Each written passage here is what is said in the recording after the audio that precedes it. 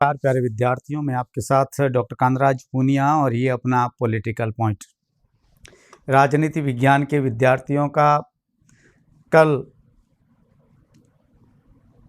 Paper था 5:30 बजे तक और रात को मेरे पास पहुंचा, पेपर देखा। पेपर मैं ये नहीं कहूँगा कि हार्ड था, पर मैं ये कहूँगा कि बहुत डरावना था, लेंथी था। और बड़ा पेपर देखकर विद्यार्थियों को खुद को लगा कि पेपर बहुत हार्ड आ गया है। दूसरी बात, सवाल इतने बड़े बड़े थे कि विद्यार्थी 3 घंटे में पढ़ना उसके वश की बात नहीं थी। पढ़ना तो पड़ता ही है सवाल, और सवाल पढ़ कर ही उत्तर देने होते हैं, तो विद्यार्थी होपलेस हुआ। पर मैं ये कहूँगा कि पेपर एग्ज़ाम की दृष्टि से और आज के समय को देखते हुए बहुत बढ़िया था। यदि ऐसे पेपर नहीं बनेंगे तब तक लोग अपने दावे करना नहीं छोड़ेंगे। मैं खुद दावा करता था कि 90% से ऊपर सवाल हमारे नोट से सीधे आएंगे, मगर हमने देखा है 60-70% से ज़्यादा नहीं उठ पाए। और सवाल भी इतने डिटेल से दिए हुए, जिसका कॉन्सेप्ट बहुत बढ़िया था, जिसने बहुत गहराई से चीज़ पढ़ी थी, वही सवाल कर पाया। और फैक्ट भी दिए तो बहुत अच्छी तरीके से ढूंढ कर दिए, ताकि गलती करने की संभावनाएं पूरी हो। विद्यार्थी ने जिसने कम सवाल अटेंड किए वो ज़्यादा फायदे में रहा, और जिसने ज़्यादा सवाल अटेंड किए वो ज़्यादा नुकसान में रहा। इस पेपर को देखकर मुझे लगता है। मैं आपको बहुत बहुत शुभकामनाएं देता हूं। कल मैसेज कर रहा था, एक स्टूडेंट कह रहा था, साहब आपने 5 पेपर की तो की बना दी, इसकी की जारी क्यों नहीं करे? भाई की टाइम पे जारी होगी कि इसलिए कि रात को पेपर आया है, मुझे भी तो पेपर देखना पड़ेगा। 3 घंटे आपने पढ़ा है, की बनाने में 6 घंटे, क्योंकि इस पेपर में 20% तो वो सवाल थे जो मेरे से भी ऊपर से निकले थे। मुझे खुद को भी वो समझ में नहीं आ रहा था 20% के ऊपर सवाल आ कहाँ से रहा। 20 से 25 सवाल ऐसे थे इसमें, तो देखना तो मुझे भी पड़ेगा। दूसरा, की बनाने में गलती नहीं हो, इस बात का ध्यान रखा जाता है, परंतु यदि कहीं भी मिस्टेक लगती है तो आप मैसेज कर लें, क्योंकि ये की है, कुछ सवाल मुझे भी नहीं आते, तो हो सकता है मैंने भी वो सवाल, आपको पता है कि किताबों से ढूंढे हैं, गूगल सर्च किया होगा, और कहीं देख के, इधर उधर देख के मैंने सवाल का उत्तर ढूंढा है। ऐसा नहीं है कि सब सवालों के उत्तर हूबहू मुझे आते थे, ऐसा कुछ भी नहीं है। मगर मैं कहता हूं कि पॉलिटिकल साइंस में पर पॉलिटिकल पॉइंट का विद्यार्थी बहुत खुश होगा, क्योंकि ये सवाल जो थे उसमें यदि उसने 50% किया है तो विद्यार्थियों वो सिलेक्टेड है, उसमें कोई शक नहीं। क्योंकि फर्स्ट पेपर में 40% की प्रॉब्लम आपके आएगी नहीं, और सेकंड में 40% से नीचे भी ज़्यादा अटेंड करने वाले रहेंगे। मैं सीधी की पर आता हूँ, प्रूफ के साथ मैं की डालूंगा। मेरे नोट्स से कितने आए, नोट्स में अभी ओपन कर रहा हूँ मेरे ऐप पर, आप नोट्स को देख सकते हैं, कोई प्रॉब्लम नहीं है। पर इसके साथ मैं आपको जनरली आपको एक बहुत स्पेशल बात बता देता हूँ कि अभी मैं यदि एक एक के साथ प्रूफ की बात करूंगा तो बहुत लंबा टाइम लगेगा, और मुझे भी ढूंढने पड़ेंगे प्रूफ, ऐसी बात नहीं है। मैं पहले की जारी कर दूं ताकि तुरंत आपको उत्तर मिल जाए और झटाझट मिल जाए, क्योंकि मुझे पता है की में आदमी गप्पे नहीं, बातें नहीं, ये बातें अच्छी नहीं लगती। अब आपको, मुझे पता है अच्छी नहीं लगती, क्योंकि आपको की चाहिए, उत्तर बता, सीधा जवाब दे, बात की छोड़, ये बातें जवाब दे, मुझे ऐसा चाहिए। तो मैं झटाझट उत्तर देने की कोशिश करता हूं, और यदि कुछ भी आपको गलत लगता है तो ये सवाल है, हो सकता है इसमें मेरे से भी 1, 2, 4 सवाल में मिस्टेक हो जाए, इसमें कोई शक नहीं है, मगर मैं कोशिश करूंगा कि आप तक सही उत्तर मिले। लोक प्रतिनिधित्व अधिनियम 1921 के अधीन लोक राजनीतिक दलों के पंजीकरण के लिए मार्ग निर्देश के संबंध में मैं पढ़ाता हूं बहुत अच्छी तरीके से। ये पंजीकरण के संबंध में ये सवाल पहले भी आया है, 29A, B, C, B संदाय की घोषणा की बात फर्स्ट पेपर में सवाल आया था। जो आपने पीटीआई का पेपर सॉल्व किया तो उसमें मैंने बोला भी है, आप अच्छी तरीके से जानते हैं। क्या लिखा है, पंजीकरण के लिए आवेदन दल के गठन की तिथि के 30 दिन के भीतर मुख्य निर्वाचन आयुक्त को आयोग को प्रस्तुत किया जाना होता है। एकदम सही बात है, 30 दिन के अंदर आपको करना होता है। दल का नाम में धर्म जाति नहीं होना चाहिए, ये देखो रूल्स में है, एक्ट में नहीं है, रूल्स जो बना हुआ है उस रूल्स के अंदर अनुच्छेद है। दल के उद्देश्य समाजवाद के सिद्धांतों के अनुरूप होना चाहिए, ठीक, जरूरी है।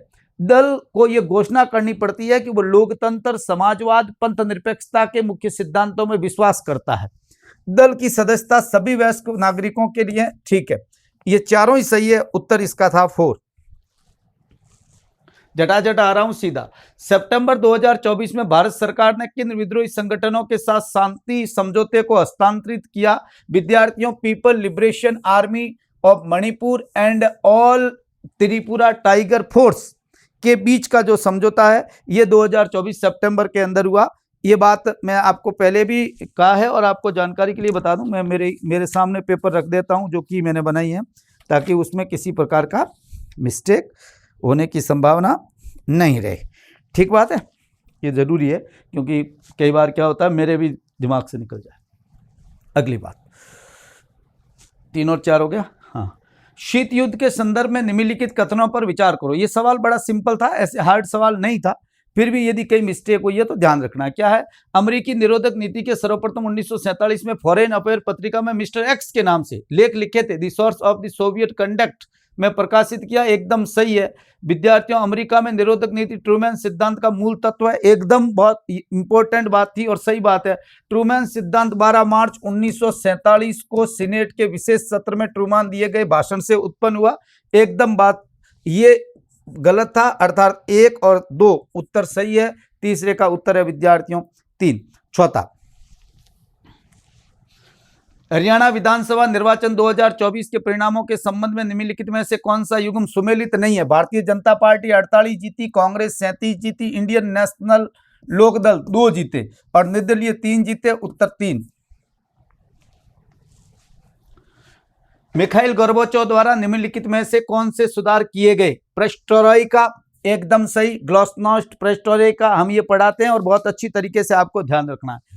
रिएगोनॉमिक्स, ये रिगन का है, ये रिगन के सुधार थे। ब्रेजनेव सिद्धांत का परित्याग और सिनात्रा सिद्धांत का परित्याग, ये और ये है, बल्कि इसका 2 नहीं है, अर्थात 1 3 4, 1 3 4 यानी 3, केवल उसका उत्तर है 3। निम्नलिखित में से सुमेलित नहीं है। जर्मन लोकतांत्रिक गणराज्य के, आपको पता है, एरिक होनेकर साहब थे, ये ऐसे लोग लिख देते हैं, मेरे पास पेपर आया वैसे लिखा। सोवियत संघ के लियोनिद ब्रेजनेव, पोलैंड के एरिक गिरियक, एकदम ये और ये तो अपन अच्छी तरीके से जानते हैं कि 70 के दशक में यहाँ थे। चेकोस्लोवाकिया के विद्यार्थियों जोनेस कादर नहीं हुआ करते थे, बल्कि गुस्टाव हुशक थे, अर्थात ये। डोनाल्ड ट्रंप प्रशासन के संबंध में निम्नलिखित में से कौन सा कथन सही नहीं है? बीच में मैं यदि कहीं बोल देता हूं तो मेरी आदत है, इसलिए बोल देता हूं, बाकी आपको मैं की ही जारी कर रहा हूं, झटाझट कर रहा हूं, क्योंकि कई विद्यार्थियों को ये लगता होगा कि साहब ये बीच में आप है ना बोला मत करो, नहीं तो हमारे क्या टॉपिक में गड़बड़ होती है, क्योंकि आपको उत्तर चाहिए। डोनाल्ड ट्रंप के गल्फ ऑफ मैक्सिको का नाम बदलकर गल्फ ऑफ अमेरिका। ट्रंप, ये मैंने देखा है, मेरे कहीं से मैंने पढ़ाया हुआ नहीं आया, करंट से पता नहीं कहीं से। माउंट डोनेली का नाम बदलकर माउंट मैक्सकिनले। डोनाल्ड ट्रंप ने 9 फरवरी को अमेरिका के खाड़ी दिवस के रूप में मनाने को नामित किया। ट्रंप ने गल्फ ऑफ मैक्सिको का नाम परिवर्तित करके कार्यकारी आदि शीर्षक storing names that honour American hegemony के द्वारा किया। इसका उत्तर विद्यार्थियों ये 4 है, ये सही नहीं है ना। बाकी ये मैंने गूगल से सर्च किया है, केवल मेरा इससे कोई लेना देना नहीं रहा है ना। अमेरिका की विदेश नीति से संबंधित कार्टर सिद्धांत के संदर्भ में निम्नलिखित कथनों पर विचार करिए। 1980 के इसे के दशक में घोषित किया गया। जिमी कार्टर अमेरिका के राष्ट्रपति थे। जिमी कार्टर ने यह घोषणा की कि फारस की खाड़ी के क्षेत्र में नियंत्रण पाने के लिए किसी भी बाहरी ताकत द्वारा किए गए प्रयासों को संयुक्त राज्य अमेरिका महत्वपूर्ण हितों पर हमला माना जाएगा। कार्टर थियरी थी, हमले सैन्य बल सहित रोका जाएगा। मूल रूप से व्यक्त अपनाई गई बातें ज्यादा कठोर और केंद्रीकृत नीति थी, नहीं, ये गलत है। पहला और दूसरा ये सही है। 8वें का पहला और दूसरा सही होना चाहिए। 9th फरवरी 2025 में महिला शांति सैनिकों के लिए women of the peace keeping a global south perspective subject पर पहला सम्मेलन आयोजित किया गया नई दिल्ली में। यह नई दिल्ली के अंदर सम्मेलन हुआ। फरवरी 2025 में भारत के प्रधानमंत्री अमेरिका की यात्रा पर गए नरेंद्र मोदी साहब, जिसमें अमेरिकी संयुक्त वक्तव्य में निम्नलिखित में से कथनों पर विचार करिए और आपको सही विकल्प ढूंढना है। ट्रंप प्रधानमंत्री मोदी ने एक नई शुरुआत की 21वीं सदी के लिए यूएस इंडिया कॉम्पैक्ट, एकदम सही है। अमेरिका द्विपक्षीय व्यापार को इतने बिलियन तक ले जाने की बात थी, मिशन 500 एकदम ठीक है। अमेरिका और भारत ने यूएस इंडिया फेथ पहल नहीं ट्रुथ पहल, ट्रुथ सिंपल वो क्या कहते हैं, शब्दावली को गढ़ा हुआ शब्द है, ये कोई ट्रुथ का मतलब सत्य नहीं है। निम्नलिखित में से किसे संयुक्त राष्ट्र आर्थिक सामाजिक परिषद 2025-30 के लिए विद्यार्थियों कार्यकाल के लिए अनिवार्य नारकोटिक्स बोर्ड जो इंटरनेशनल नारकोटिक्स कंट्रोल बोर्ड के सदस्य के रूप में चुना गया? जगदीश पवाडिया। ये कोई मैंने नहीं पढ़ाया, ये करंट से था, जिसने अच्छी तरीके से पढ़ा है उसका ये उत्तर सही हो गया। 12वां, निम्नलिखित में से Raisina chronicles India's global public square पुस्तक के संपादक कौन है? समीर शरण और एस जयशंकर। तीसरा उत्तर सही, हाँ सही है। निम्नलिखित में से कौन सा विचारक राजनीति की न्यूनतावादी व्याख्याओं यथास्थिति के साथ जटिलता के लिए अमेरिकी राजनीति विज्ञान के प्रचलित व्यवहारवाद और पद्धतिवाद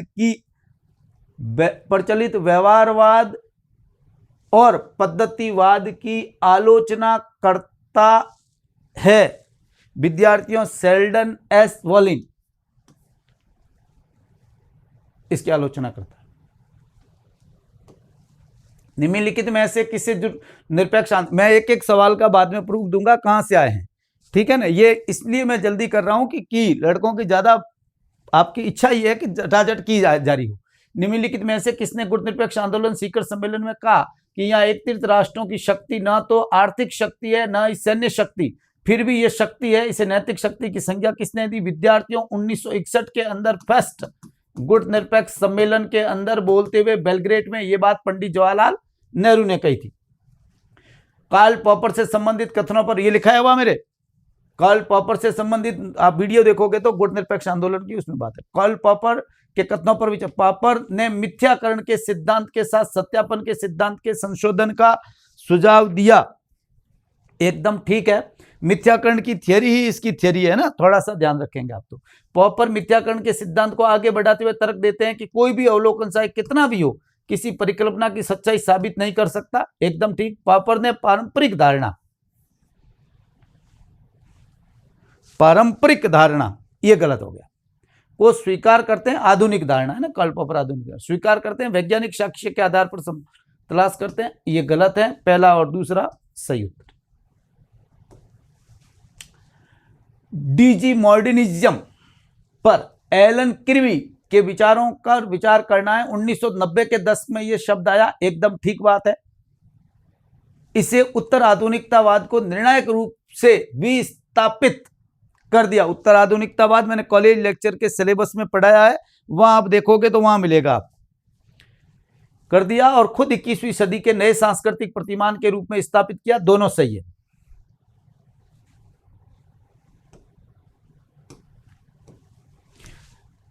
अर्नेस्ट ब्रैखट, सीधी सी बात है, अच्छी तरीके से मैंने ये पढ़ाया। वैज्ञानिक पद्धति पर विचारों के संबंध में कथनों पर विचार कीजिए। ये अंतर्वैयक्तिक संचारणीय बोध का इन्होंने वैज्ञानिक, एकदम ठीक है, क्लियर, ये लिखा हुआ बहुत अच्छी तरीके से आपको इसे ध्यान रखना है, इंटरसब्जेक्टिवली ठीक है। अर्नेस्ट ब्रैखट के अनुसार वैज्ञानिक पद्धति में अन्य ऐतिहासिक मानवशास्त्रीय मनोवैज्ञानिक पद्धतियों का समुचित प्रयोग जो है वह स्वीकार्य नहीं है। आप बात करते स्वीकार्य है, उत्तर केवल एक।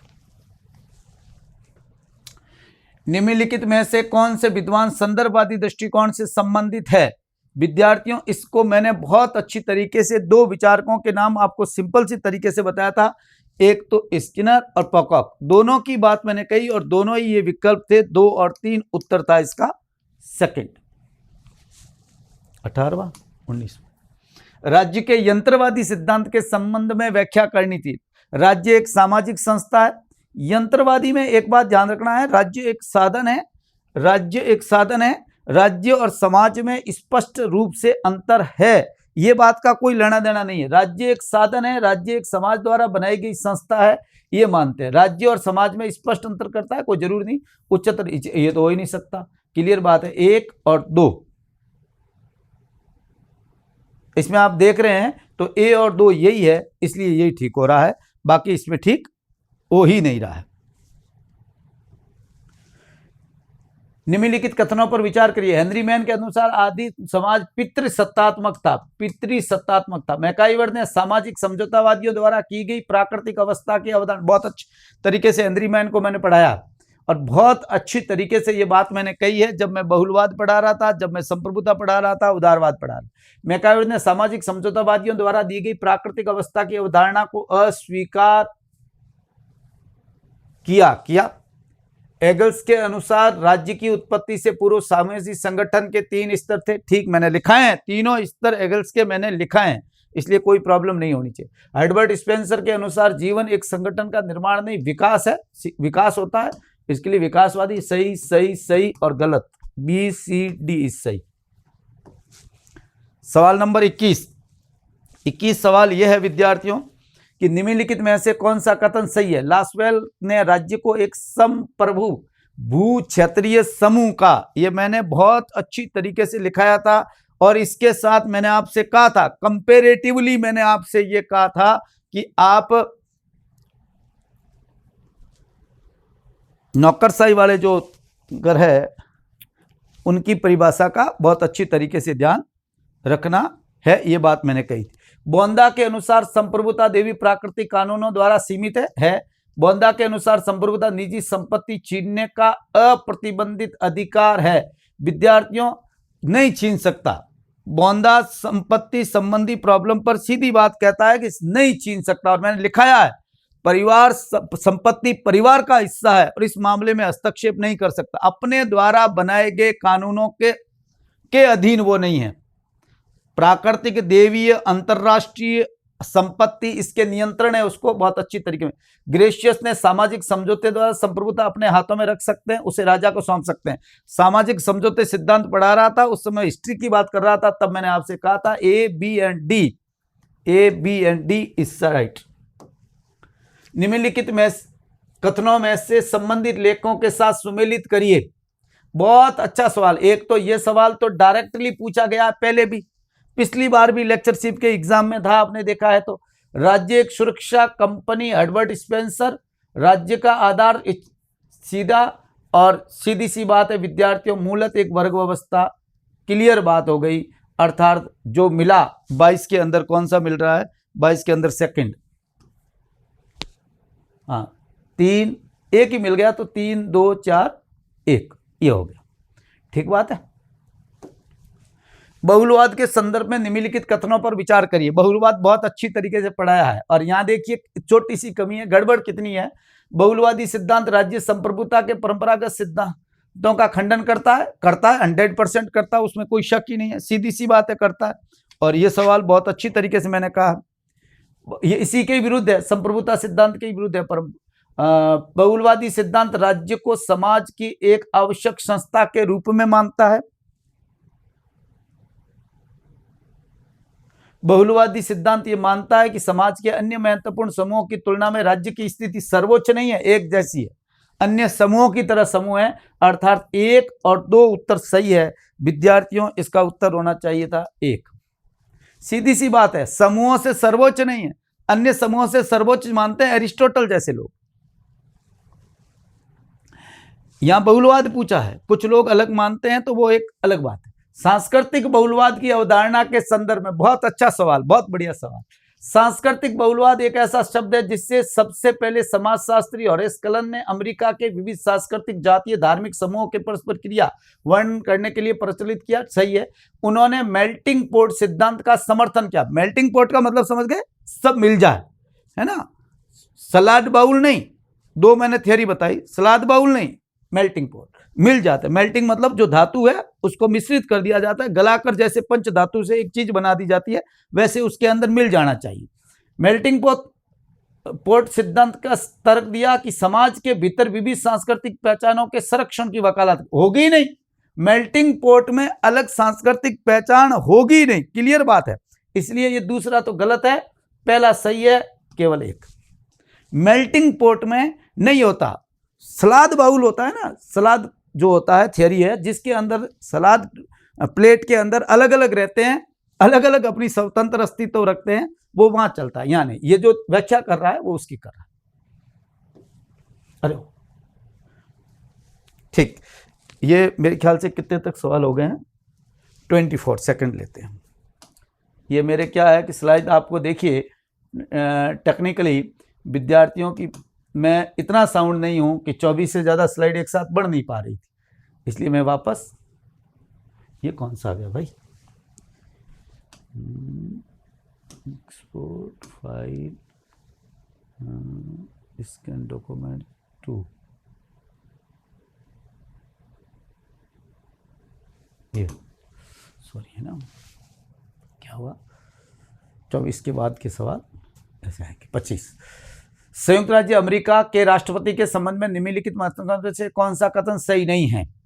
अमेरिका राष्ट्रपति राज्य कानून के तहत दंडित व्यक्तियों को क्षमा कर सकता, नहीं कर सकता, फेडरल लॉ के तहत कर सकता, यही गलत है। कौन सा सही नहीं है? ये गलत हो गया, बाकी सही है सब। राष्ट्रपति ऐसे किसी व्यक्ति को क्षमा नहीं कर सकता जो महाभियोग की कार्रवाई से दंडित किया गया, सही है। कांग्रेस को भंग नहीं कर सकते, आपको पता है, निश्चित कार्यकाल है। राष्ट्रपति की आवश्यकता पड़ने पर कांग्रेस का विशेष अधिवेशन बुला सकता है, अर्थात इसका विद्यार्थियों गलत डालना था, सही नहीं है। उत्तर है 1। राज्य कानूनों में नहीं, फेडरल लॉ के तहत जिसको दोषी माना है उसको माफ कर सकता है। फ्रांस के संविधान के संदर्भ में निम्नलिखित कथनों पर विचार करना था और इसमें यह बताना था कि कौन सा सही है। गणराज्य न्यायिक प्राधिकरण की स्वतंत्रता के प्रतिभूति करता है, आप अच्छी तरीके से ध्यान रखिएगा। और गणराज्य में प्रधानमंत्री मंत्रिपरिषद की अध्यक्षता करता है, दोनों सही। ब्रिटिश संसद के संबंध में निम्नलिखित कथनों पर विचार करिए। लॉर्ड सभा, इसकी समितियां प्रश्नकाल के द्वारा कार्यपालिका के जांच पड़ताल नहीं कर सकती। क्यों नहीं कर सकती? कर सकती है, कर सकती है, सवाल गलत है। 1911 के अधिनियम द्वारा कॉमन सभा के पास बिल को लॉर्ड सभा द्वारा रद्द करने की शक्ति को प्रतिबंधित कर दिया गया, यह बात एकदम ठीक है, अर्थात केवल 2। संयुक्त राज्य अमेरिका के राष्ट्रपति से रिलेटेड निम्नलिखित कथनों पर विचार करने हैं। विद्यार्थियों, मैं आपको बहुत अच्छी तरीके से बता दूं, यहां पर यह सवाल जो आया है इसको मैंने कैसे पढ़ाया था। जब अमेरिका के राष्ट्रपति के ऊपर महाभियोग की बात मैं आपसे कर रहा था, तब महाभियोग के अंदर मैंने ये बात समझाई थी कि अमेरिका के राष्ट्रपति पर महाभियोग कैसे लगता है। ये बात मेरी आपसे हुई थी, आपने यदि थोड़ा सा ध्यान रखा है तो वो काम अच्छे से हो गया। इसमें मैंने आपको एक बात कही थी कि महाभियोग जो लगता है राष्ट्रपति पर, यानी पदच्युति का जो प्रावधान है वो 2 का क्लॉज 4 है, 1 का 3 होना चाहिए। 1 का 3 का मतलब क्लियर हो गया, सबके सब मिल गए आपस में, कोई प्रॉब्लम। यह मैंने लिखाया भी है। महाभियोग की प्रक्रिया अमेरिका के राष्ट्रपति की जब बताई तब मैंने उसकी बात ये कही थी 2-4, बाकी नहीं लिखा है मैंने, सब आर्टिकल आपको अच्छी तरीके से बताया। इन्होंने आर्टिकल के अंदर क्लॉज का सब क्लॉज पूछा है, इतना गहराई से हमने नहीं बताया इसको। फ्रांस के सर्वोच्च प्रशासनिक न्यायालय दी काउंसिल डी स्टेट, यानी वहां का जो काउंसिल ऑफ स्टेट है, काउंसिल ऑफ स्टेट जिसका नाम हुआ, के बारे में निम्नलिखित में से कौन सा कथन सही है? यह कार्यकारी शक्ति स्थानीय प्राधिकरणों, स्वतंत्र सार्वजनिक प्राधिकरणों, लोक प्रशासन एजेंसियों, सार्वजनिक प्राधिकरण से जुड़ी हुई किसी अन्य एजेंसी से संबंधित मामलों का अंतिम मध्यस्थ है। एकदम बात ठीक है, यह अंतिम मध्यस्थ का काम करती है। दूसरा सवाल है विद्यार्थियों, कथन है ये 4 विशेष विभागों के माध्यम से सलाह लेता है, यह बात गलत है, 4 नहीं करता। यह प्रशासनिक न्यायाधिकरणों की अपील अदालतों में दिन प्रतिदिन प्रबंधन के लिए जिम्मेदार है, ये सही, ये सही। पहला और तीसरा सही, इसका मतलब उत्तर इसका हुआ 3। स्विट्जरलैंड की संघीय विधानमंडल के सदन काउंसिल ऑफ स्टेट की संरचना और चुनाव के संदर्भ में निम्नलिखित कथनों पर विचार करिए। 46 प्रतिनिधि शामिल होते हैं, एकदम बात ठीक है, 46 प्रतिनिधि इसमें शामिल होते हैं। और वाल्डेन, निडवाल्डेन, बेसल, लैंडसॉफ्ट, अपन आउटर जेल, अपन इनर वाल्डेन, ये जो है कैंटन है, ये एक प्रतिनिधि का चुनाव करती है, अर्ध कैंटन है, सीधी सी बात है, और अन्य से 2 होते हैं, ये भी कथन ठीक है। कैंटन के सभी प्रतिनिधियों का चुनाव आनुपातिक प्रतिनिधित्व पद्धति नहीं बल्कि पॉपुलर वोट के द्वारा होता है, 2 राउंड सिस्टम से होता है। यह गलत है, अर्थात पहला और दूसरा सही है। पढ़ाया मैंने बहुत अच्छी तरीके से, स्विट्जरलैंड को बहुत अच्छा पढ़ाया हुआ है। निम्नलिखित में से कौन सा, कंपेरेटिव से कुछ भी बाहर नहीं गया, सच बात तो यह है। निम्नलिखित में से कौन सा सही सुमेलित नहीं है? लोकतंत्र वो शासन है जिसमें हर व्यक्ति भाग लेता है, ठीक है। लोकतंत्र राज्य का मतलब केवल इतना है कि पूरे समाज के अंतिम संप्रभु की शक्ति प्राप्त नहीं रहती। व्यवहार में लोकतंत्र की परिकल्पना है जो सभी व्यक्ति समान है। इसका उपयोग सबसे अच्छे व्यक्तियों की खोज के लिए किया जाता है। ये भी तो वाक्य एकदम ये CD बर्न्स नहीं मानता, परिकल्पना नहीं मानता ना इसको, है ना। ये सही है, कौन सा सही है ना। पूर्ण लोकतंत्र का कोई भी यह शिकायत नहीं कर सकता कि उसे अपनी बात कहने का मौका नहीं मिला। डायसी ठीक है, अर्थात 31 का विद्यार्थियों सही उत्तर है 3। परिकल्पना नहीं मानता है ना ये डायसी, इसको CD बर्न्स परिकल्पना नहीं। शक्ति पृथक्करण के सिद्धांतों के संदर्भ में मॉन्टेस्क्यू ने शक्ति पृथक्करण का सिद्धांत लॉक की करती two treatises of civil government से प्रेरित है। ऐसे मैंने ब्रिटेन से प्रेरित है, ये सीधी सी बात है, यूके से प्रेरित है। पर्शियन लेटर्स में मॉन्टेस्क्यू ने लोकतंत्र, राजशाही और निरंकुश शासन की नहीं, स्पिरिट ऑफ लॉज में किया है इसने ऐसा। ये गलत है, क्लियर गलत है, बस तो 2 मानना पड़ेगा। शक्तियों के पृथक्करण प्रणालियों में जहां विधायिका और कार्यपालिका दोनों मतदाताओं द्वारा चुना जाता है तब स्वायत्ता कम हो जाती है। सही बात है, दोनों ही मतदाताओं द्वारा चुना जाता है, विधायिका का संस्थागत स्वायत्ता कम हो जाती है।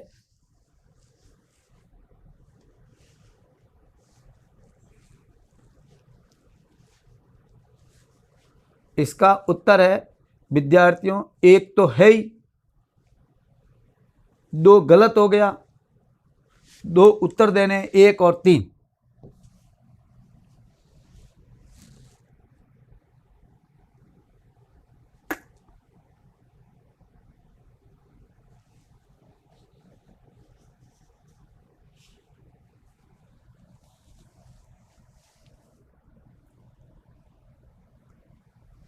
एक सही है।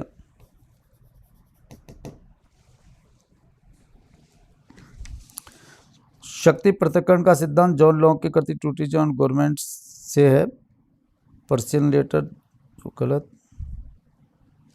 32 का क्या होगा, 32 का क्या होगा देखें भाई। सवाल की मैंने बनाई पर पेज इधर डाल दिए।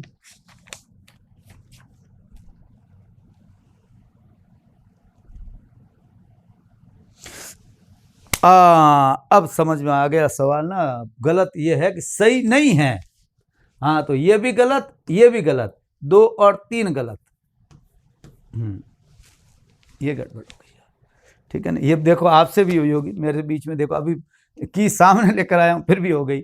इसका मतलब गड़बड़ तो हो जाती है ना। 2 और 3 है ना। निम्नलिखित विद्वानों में से किसने अर्ध अध्यक्षीय शासन के संदर्भ में गवर्नमेंटल ड्वार्की शब्द डुर्वर्जन एकात्मक राज्यों के केंद्र में शक्ति वितरित, ये डुर्वर्जन का हर जगह से आया, कोई मैंने पढ़ा ऐसी बात नहीं। शक्ति वितरित करने की निम्नलिखित में से कौन सी विधि अपनाई जाती? विसंकेंद्रण, विकेंद्रीकरण, हस्तांतरण, तीनों अपनाई जाती है। तीनों ही तरीके, और बहुत अच्छी तरीके से मैंने इस बातों को समझाया है, मिस्टेक नहीं होनी चाहिए। ये विकेंद्रीकरण पब्लिक एडमिनिस्ट्रेशन पढ़ाता हूं, मगर मैंने यहां भी पढ़ाया पॉलिटिकल साइंस में।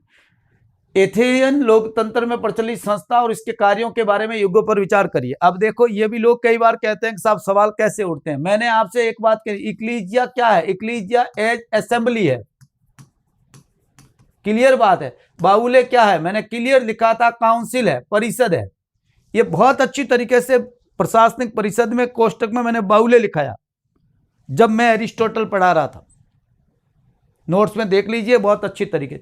और डिकेस्ट्री जो है, ये डिकेस्ट्री जो शब्द बना है ये विद्यार्थियों बना है डाइक से।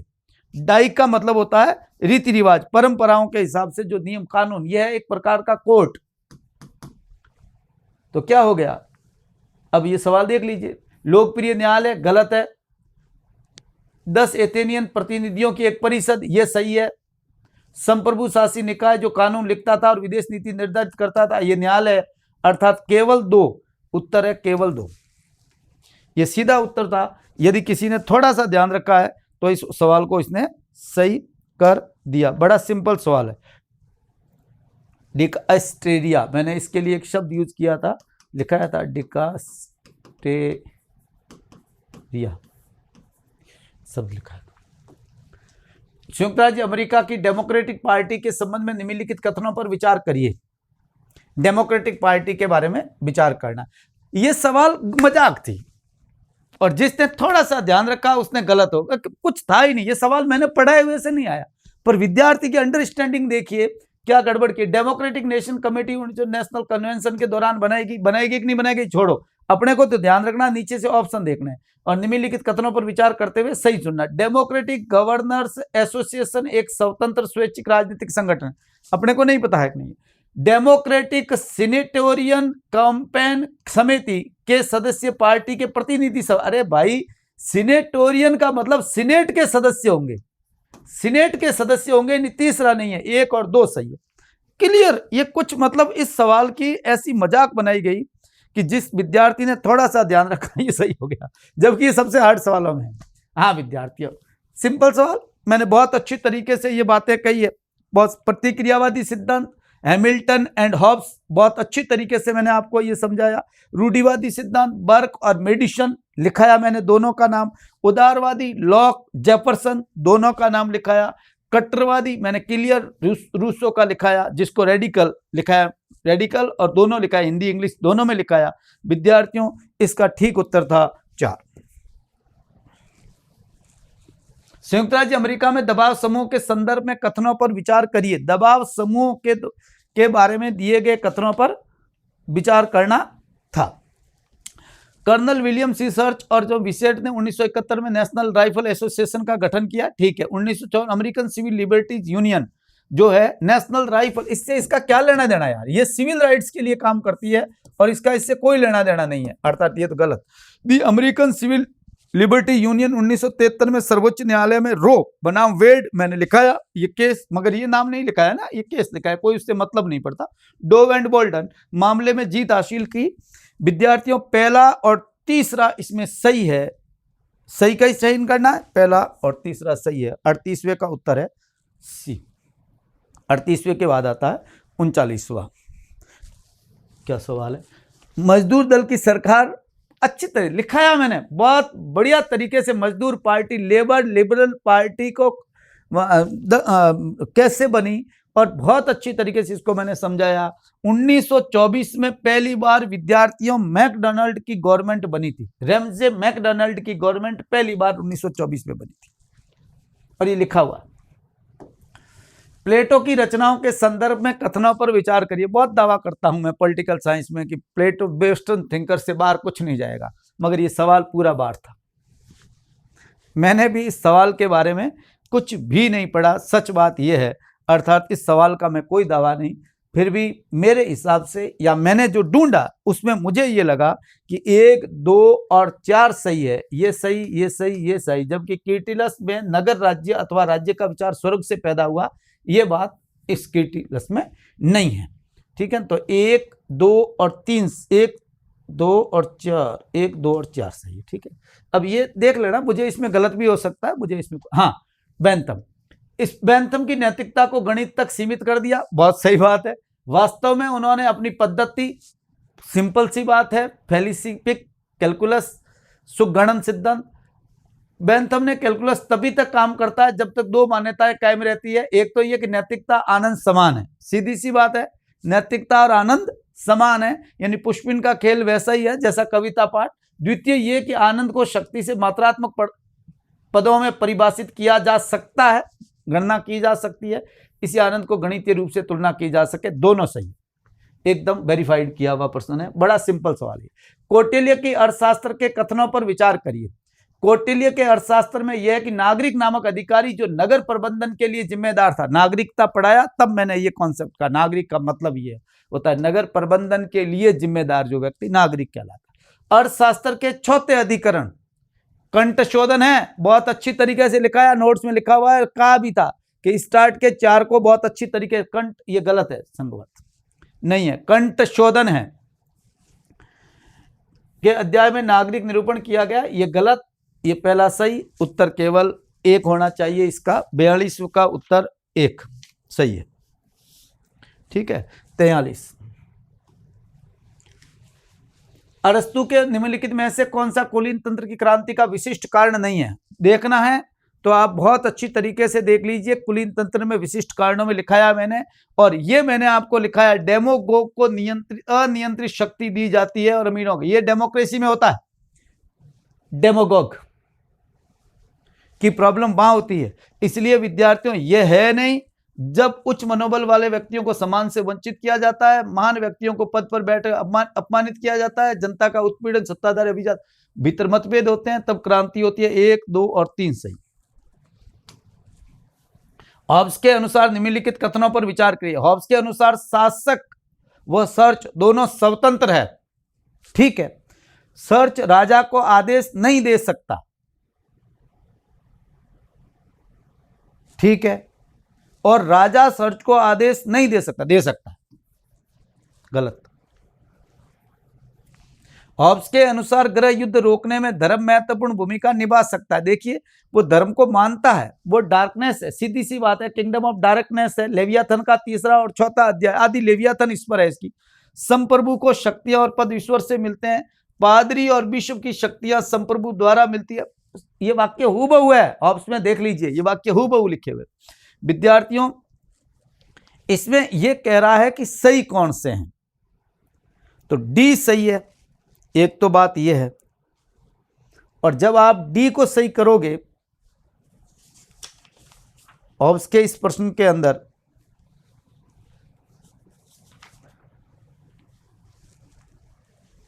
तो डी के साथ एक और को सही करना पड़ेगा, नहीं तो काम चलेगा नहीं।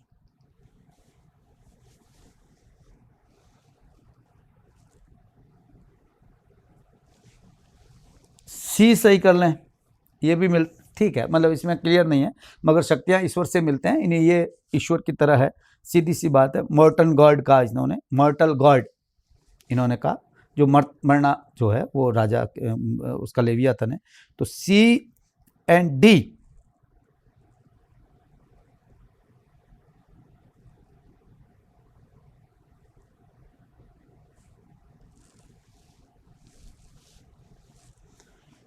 मुझे ये लगता है कि इसमें यही होना चाहिए। ये हॉब्स मैकियावेली मानता है धर्म महत्वपूर्ण भूमिका निभा सकता है, ये वो मानता है, और इसने भी माना है, तो मुझे नहीं पता, या तो ये और या फिर ये होना चाहिए, मेरा ये मानना। ठीक है, ये थोड़ा सा ध्यान रखना। कानून पर मैकियावेली के विचारों के संबंध में चिंतन करिए। प्राकृतिक कानूनों की धारणा को स्वीकार नहीं करता, क्लियर बात है ये। मैकियावेली का शासन सकारात्मक कानूनों के अधीन रहता है, आदेश कानून है उसके, इट्स क्लियर, दोनों सही।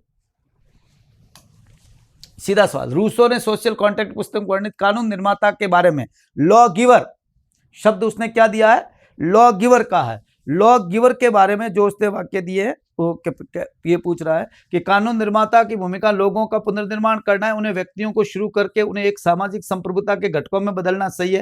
हालांकि कानून निर्माता राज्य की स्थापना में केंद्रीय व्यक्ति नहीं है, लेकिन इसकी एक आधिकारिक भूमिका है, इसलिए वो कानून बनाता है, सही है।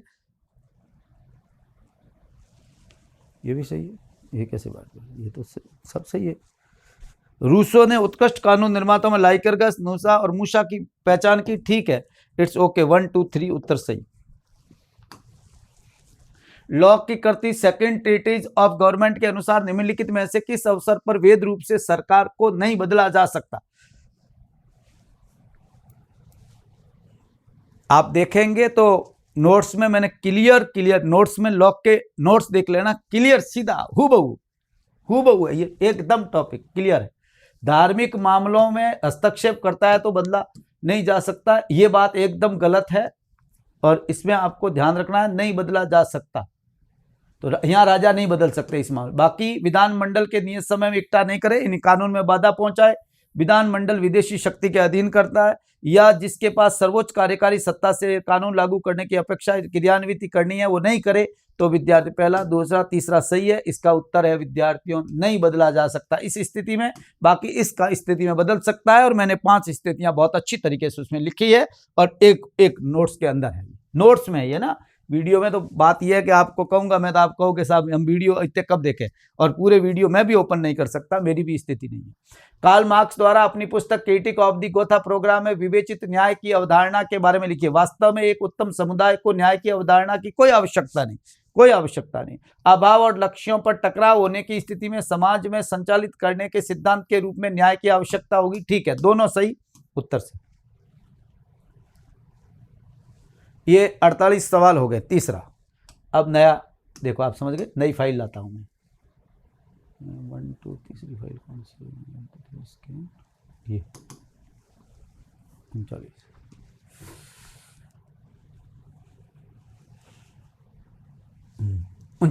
जॉन स्टुअर्ट मिल के 49वां विचारों के संदर्भ में कथनों पर विचार करिए। प्रिंसिपल ऑफ पॉलिटिकल इकोनॉमी में सामाजिक पूर्वाग्रहों के कारण स्त्रियों को कम वेतन मिलता है। ठीक है। रिप्रेजेंटेटिव गवर्नमेंट में मिल ने कहा कि लिंग के अंतर राजनीतिक अधिकारों के बंटवारे का आधार नहीं हो सकता। एकदम सही बात है। द सब्जेक्शन ऑफ वुमन में इन्होंने काम के बारे में कहा है, नौकरी प्राप्त करने के बारे में लिखा है। ये बात मैंने लिखाई भी है और आप लिखेंगे तो मेरा जो टॉपिक है उसमें ये बात मैंने कही भी है, मगर उसमें काम कैसे पाएगी या करेगी, यहाँ मैंने उसमें नौकरी लिखा है और नौकरी ही पढ़ा है मैंने, मगर इसका जो उत्तर होना चाहिए पहला और दूसरा मुझे ज़्यादा ठीक लगता है, ये ही होगा, क्योंकि तीनों उत्तर है नहीं इसके अंदर।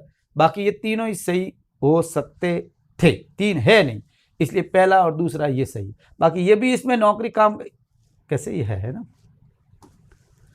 B.R. अम्बेडकर के संबंध में निम्नलिखित कथनों पर विचार करिए। अम्बेडकर ने बकल के इस विचार को पूर्ण रूप से सहमत है कि इतिहास का निर्माण भूगोल और भौतिक विज्ञान ने किया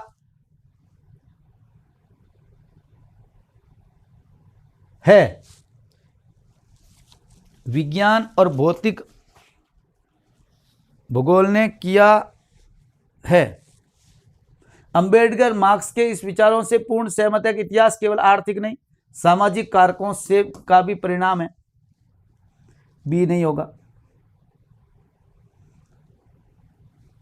अंबेडकर मानते हैं कि अवैयक्तिक शक्तियां इतिहास निर्माण का निर्धारक कारक होती है।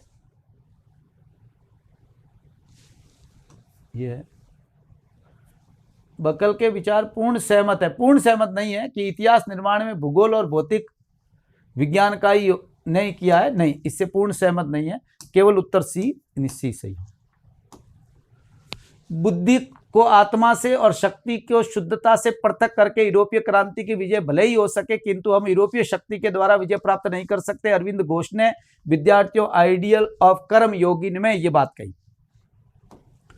निम्नलिखित विद्वानों में से किसने अपनी पुस्तक shield of Achilles war peace and the course of history में कहा कि युद्धों के ऐतिहासिक महत्व का कारण यह है कि चाहे वे किसी भी तरह से उत्पन्न हो, वे राज्य के मूल ढांचे को चुनौती देते हैं और अंततः उसे बदल देते हैं, जो कि आखिरकार एक युद्ध निर्माणक संस्था के रूप में राज्य को देखते हैं। ऐसा कौन मानते हैं? सवाल है ये। विद्यार्थियों ऐसे मानने वालों में हैं फिलिप बॉबिट, अरोड़ा की जो किताब है उसमें ये लिखा हुआ। 18वीं लोकसभा में एक सदस्य का प्रतिनिधित्व करने वाले राजनीतिक दलों को पहचानिए। एक सदस्य ही है जिसमें, पहली बात तो ये नहीं है, ये तो क्लियर हो गई। इंडियन नेशनल कांग्रेस तो इसमें हो ही नहीं सकती, इसमें तो किसी को मेरे ख्याल से कोई शक हो ऐसी ही बात है नहीं। दूसरा ये नहीं है तो एक तो शिरोमणि अकाली दल, पीपल्स और ये तीनों की एक है। 1 2 को छोड़ दो, 2 लिखा ही नहीं, पर देखो यहाँ एक जगह लिखा है, बहुत होशियार आदमी है ये। तो 1 3 और 4 सही है, केवल 2। राम मनोहर लोहिया ने समानता की अवधारणा के घटकों की व्याख्या के संबंध में निम्नलिखित कथनों में से सही तरीके से मेल नहीं खाता है। आंतरिक भौतिक समानता, समाज के भीतर समानता, ठीक है। बाह्य आध्यात्मिक समान रूप से समानता, ये ठीक है। अर्थात इसका उत्तर होना चाहिए 54 का विद्यार्थियों 2 और 3। युग्म मेल नहीं खाता है ना। इस निम्नलिखित विद्वानों में से किसने तर्क दिया कि जाति समूहों ने ऐतिहासिक शर्मिंदगी के टूटने के बजाय वास्तव में संसदीय राजनीति के मांगों के लिए खुद को आश्चर्यजनक रूप से अच्छी तरह से अनुकूलित किया और चुनावी राजनीति में उसकी भागीदारी ने जाति के संरचनात्मक गुणों को एक मौलिक रूप से बदल दिया। ये पदानुक्रम के स्थान पर जातियों के लोकतंत्र को बनाया। ये वाक्य है विद्यार्थियों सुदीप्त कविराज। ये मेरे लिखा हुआ नहीं है, मैंने सर्च करके, सीधी सी बात है, वहाँ से आपको ये उत्तर दे रहा हूँ। मेरे पास में इसके बारे में कोई जानकारी नहीं है। ऐसे आपको ये बता दूँ, सवाल ये बना है, ये विद्यार्थियों बना है दिल्ली का जो दीनदयाल जो कॉलेज, देशबंधु कॉलेज है, उसके नोट से ये सवाल आए सीधे। पेपर ही वहीं बना देशबंधु कॉलेज में। मैं आपको बता दूं, देशबंधु कॉलेज के प्रोफेसर ने पेपर बनाया। एमएन श्रीनिवास ने जातियों का वर्णन करने के लिए प्रतिभाशाली जाति की अवधारणा पेश की और हमेशा जाति के पदानुक्रम शीर्ष पर नहीं होने के बावजूद आर्थिक और राजनीतिक दोनों तरह की शक्ति रखती है, ठीक है। ग्रामीण भारत में प्रभावशाली जातियों के उदय का मुख्य रूप से औपनिवेशिक शासन के तहत आधुनिक शिक्षा और प्रशासनिक पदों तक उसकी पहुंच के कारण हुआ। ये भी वाक्य दोनों ही सही है, पर विद्यार्थियों मैंने ये बात नहीं पढ़ाई। भारत में जातिगत लामबंदी के 3 प्रकार है। बहुत अच्छी तरीके से ये बात हमने कॉलेज लेक्चर में पढ़ाते हैं, जब रुडोल्फ एंड रुडोल्फ को पढ़ाते हैं। ये रुडोल्फ और रुडोल्फ का है। क्षेत्रकारी संगठन, ये मैंने वापस देखो, आदमी आलसी होता है तो यह मुझे लगा कि सीधा कर देते हैं, सीधा। क्षेत्रकारी संगठन के संबंध में निम्नलिखित कथनों पर विचार कर दिए सही नहीं है। बाजार उन्मुख किसान आंदोलन है, महाराष्ट्र में सर जोशी के नेतृत्व में संगठित किया, प्रतिस्पर्धी पूंजीवाद की मांग करता है, सही बात है। उदारवादी है, ये साउथपंथी है और पूर्ण वैश्वीकरण के विरुद्ध है, नहीं है। यह कथनों को सुमेलित करना था, सीधी सी बात है। चिपको तो आप यहाँ मिला ही देते, अजर अर्क जो है वो शराब से मिला लेते, साइलेंट वैली केरल से मिला लेते, वादा ना तोड़ो गरीबी करने से मिला लेते। ये वाक्य हो गया आपका सही उत्तर, हो गया 59 का विद्यार्थियों। क्लियर बात है। 4 चिपको रही तो पढ़ते हैं, जीके का जैसा सवाल है। भारत और श्रीलंका के बीच एक जीवंत बढ़ती हुई आर्थिक वाणिज्यिक साझेदारी, अरे यार ऐसे कैसे गड़बड़ हुई, हाँ सही हुई, 58 59 और 60। हाँ, भारत के श्रीलंका के बीच जीवंत बढ़ती हुई आर्थिक और वाणिज्यिक साझेदारी है, जो कि विभिन्न आर्थिक समझौतों के माध्यम से विकसित हुई। निम्नलिखित में से कौन सा समझौता लागू नहीं है? विद्यार्थियों एक बात बता दूं, ये लागू है 2000 का, ये 2000 में हुआ था, ये 2006 में हुआ, ये 2 लागू हैं। ये है ही नहीं, कहीं पर भी स्थिति क्लियर है, यानी चौथा नहीं है।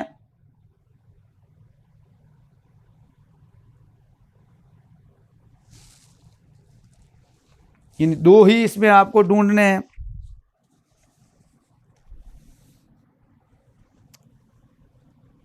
और 2 ढूंढने हैं तो हो गया दूसरा और तीसरा।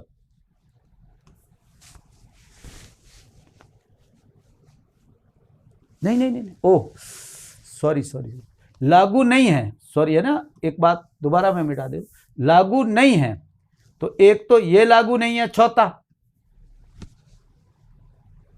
एक पहला अभी तक लागू नहीं है, प्रक्रिया अधीन है, यह भी प्रक्रिया अधीन है।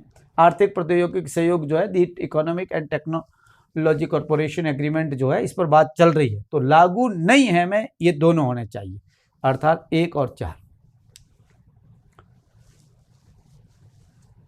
ये होना चाहिए। भारत नेपाल संधि मैत्री संधि में निम्नलिखित कथन सुमेलित नहीं है। 20 अनुच्छेद दिए गए, 10 उत्तर हो गया। इस संधि तब लागू रहेगी जब किसी पक्ष के 1 वर्ष का नोटिस देकर समाप्त किया जा सकता है। हस्तांतर इस तारीख को हुआ काठमांडू में, ठीक है।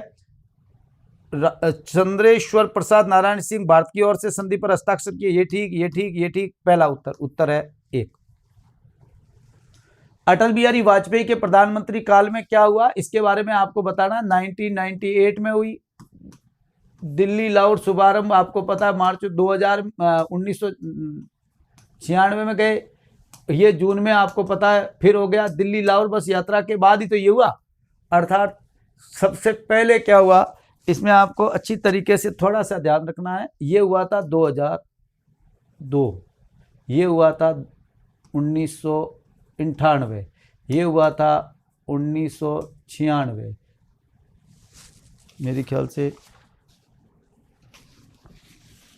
ये स्थिति ठीक है। यानी सबसे पहले 3, फिर 2, फिर 1, 3, 2, 1, 4, यानी 62 में होना चाहिए। 2020 में गतिरोध के दौरान पूर्वी लद्दाख की गलवान घाटी में चीनी घुसपैठ के लिए भारतीय सेना की रणनीतिक और सामरिक जो प्रतिक्रिया थी उसको कहते हैं स्नो लेपर्ड। मई 2020 में भारत नेपाल संधि में 1950 के अंदर आवागमन व्यापार और वाणिज्य के साथ में एक बात और है कि विशेष सुविधाएं प्रदान की गई सेक्शन 7 के अंतर्गत। 10 सेक्शन ही है। भारत के मोतिहारी को नेपाल के अमलेख गज से जोड़ने वाली दक्षिणी एशिया की पहला सीमापार पेट्रोलियम पाइपलाइन किस वर्ष बनाई गई? 2019। 2018 में भारत के प्रधानमंत्री नरेंद्र मोदी ने निम्न में से कौन से विजन की तुलना भूटान के प्रधानमंत्री लोटे शेरिंग के विजन नैरोविग दी गैप से की? Neighbourhood fest. बटालियन स्तरीय संयुक्त सैन्य अभ्यास सूर्य किरण के 18वें संस्करण के संबंध में निम्नलिखित कथनों पर विचार करिए। यह जनवरी 2025 में है। भारतीय सेना की टुकड़ी के नेतृत्व में गोरखा राइफल्स बटालियन की फर्स्ट इन्फेंट्री थी। अभ्यास के जंगल युद्ध पहाड़ों आतंकवाद विरोधी अभियानों, सही बात है, वो वहां पर भूकंप आया था। और संयुक्त राष्ट्र चार्टर के तहत मानवीय सहायता आपदा राहत केंद्र संचालन की क्षमता बढ़ाना है। क्या लिखना है भाई? कौन सही नहीं है? पहला और दूसरा दोनों सही नहीं। इनका सही में से व्यवहारवाद के संदर्भ में निम्नलिखित कथनों में से सही नहीं है। 68 नंबर सवाल। राजनीतिक व्यवहार पॉलिटिकल बिहेवियर शब्द पुस्तक के शीर्षक सर्वप्रथम टेरेंस बॉल ने दिया, नहीं ईस्टर्न और मेरियम ने दिया। ईस्टर्न के अनुसार बिवेरियम और बिवेरियम के साथ भ्रमित नहीं किया जा सकता। ये जे.बी. वाटसन से जुड़ी हुई मनोवैज्ञानिक अवधारणा मैंने बहुत अच्छी तरीके से लिखा है, इन्होंने यूज किया है वाटसन ने साइकोलॉजी के अंदर सिस्टम थ्योरी को। जो व्यवहारवादी है, व्यवहारवाद का कनाडा में शायद ही कोई प्रभाव पड़ा, जहां शास्त्रीय राजनीतिक सिद्धांत जे.बी. मैकफर्सन क्रिश्चियन बे के कार्यों का जीवित रहा। कनाडा शेल्डन वॉलिन ने व्यवहारवादी राजनीतिक वैज्ञानिकों का आरोप लगाया कि वे पद्धति के प्रति अपनी चिंता में अपने वास्तविक व्यवसाय को त्याग रहे हैं, वास्तविक काम को त्याग रहे हैं। ये बात सही है। इसका विद्यार्थियों उत्तर है 1। व्यक्तिगत और सामाजिक व्यवहार में क्या राजनीतिक है? क्रिश्चियन बे। निम्नलिखित में से किस विद्वान ने पारंपरिक राजनीति की आलोचना करते हुए इसे बंजर, औपचारिक, सजीव, उस और भूत गति? Arthur Beetle. बहुत अच्छी तरीके से वाक्य लिखा हुआ है, हूबहू आया है। नोट्स में दूंगा, नोट से देख लेना। उत्तर व्यवहारवाद के बारे में निम्नलिखित में से कौन सा कथन सही नहीं है?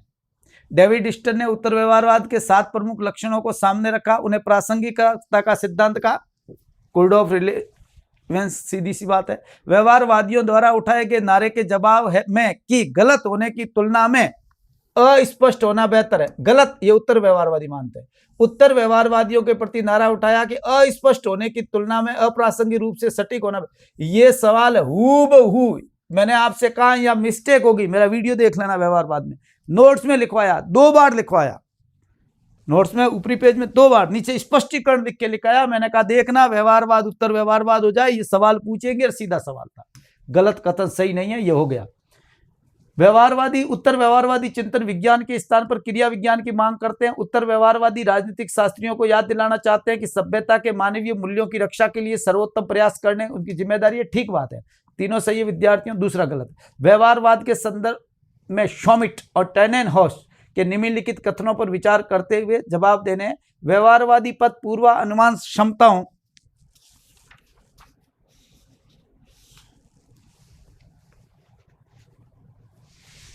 की सहायता से आंकड़ों को मात्रात्मक किए जाने पर बल देते हैं।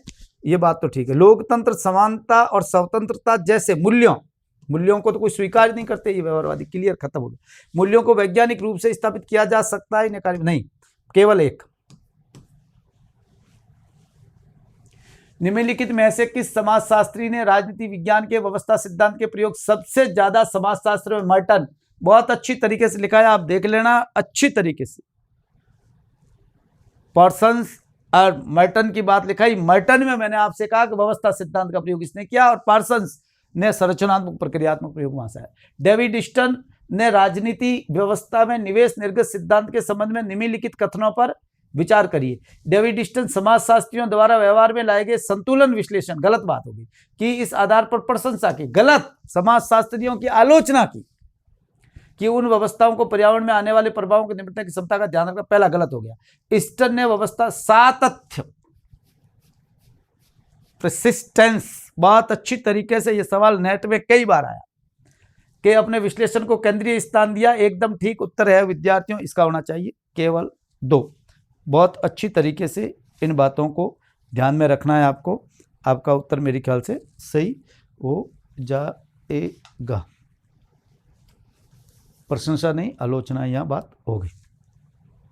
अच्छा, निम्नलिखित the structure of the scientific revolution द्वारा व्यवहारवादियों में बिल्डिंग ब्लॉक सिद्धांत की आलोचना करने वाला व्यक्ति कौन है? थॉमस कुइन। निम्नलिखित में से किसने 1956 में प्रकाशित the decision process 7 categories of functional analysis, 7 category functional analysis, clear बात है, लॉसवेल, मैंने यही आपको समझाया था। निम्नलिखित राजनीतिक विज्ञान में लियोनार्ड, इसने मुझे भेजा है लड़के ने पेपर, राजनीतिक विज्ञान पर लियोनार्ड वाइंडर के शोध के अनुसार निम्नलिखित में से कौन से राजनीतिक विकास का भाग है? लियोनार्ड वाइंडर के शोध के अनुसार निम्नलिखित में से कौन से राजनीतिक, ठीक बात है, बाइंडर पढ़ाई लियोनार्ड बाइंडर, जिसने आपको पता हो तो मिस्र की स्टडी की। धार्मिक से जातीय पहचान में परिवर्तन, सही है। पारलौकिक से अंतर्निहित स्रोतों के भेदता में परिवर्तन, ठीक है। क्राइसिस है, ये सीधी सी बात है, लेजिटिमेशन क्राइसिस कहते हैं इसको आइडेंटिटी क्राइसिस, और इसको कहा उन्होंने विद्यार्थी अभिजात वर्ग में जन और परिवार के समूह की राजनीति पार्टिसिपेशन क्राइसिस की बात की, और ये तीनों ही बात करने वाला जो व्यक्ति है, ये तीनों ही सही है, ABC। ग्रेबियल आमंड और उसके सहयोगियों द्वारा संरचनात्मक प्रक्रियात्मक दृष्टिकोण को समझने के लिए 4 इनपुट की बात की। 4 इनपुट में कौन सा नहीं है? सीधी सी बात है, नियम निर्माण, नियम अभिव्यक्ति, नियम निर्णय आउटपुट है, बाकी सब इनपुट है। क्लियर सवाल, सब जगह से आया, ये कोई मैंने पढ़ा ऐसी बात ही नहीं, ये बड़ा सिंपल सवाल था और इसको किसी ने मेरी ख्याल से गलत किया है, ऐसा हुआ नहीं है। निम्नलिखित में से किसने तर्क दिया कि आमंड और बर्बा द्वारा सुझाई गई राजनीतिक संस्कृति की टाइपोलॉजी विश्लेषणात्मक के बजाय वर्णनात्मक मापदंडों पर आधारित है, किसी भी सैद्धांतिक निर्माण द्वारा नियोजित नहीं करती, इसलिए गैर व्याख्यात्मक और गैर भविष्यमूलक है।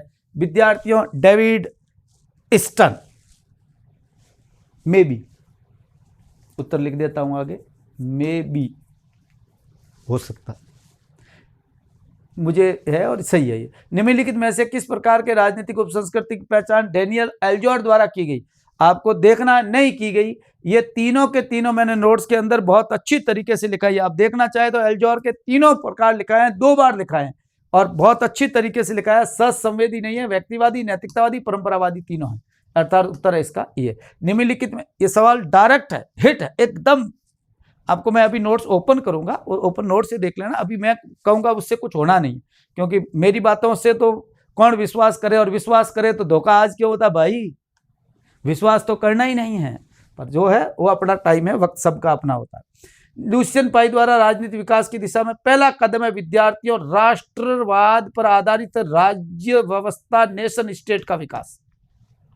ये पढ़ाए हुए बात है, बहुत सिंपल है। हाँ, विधानसभा में मतदान, देखो पोस्टल बैलेट को छोड़कर ये इतने हैं, मैंने गूगल से रिसर्च किया है, मैंने कहीं लिखा है नहीं।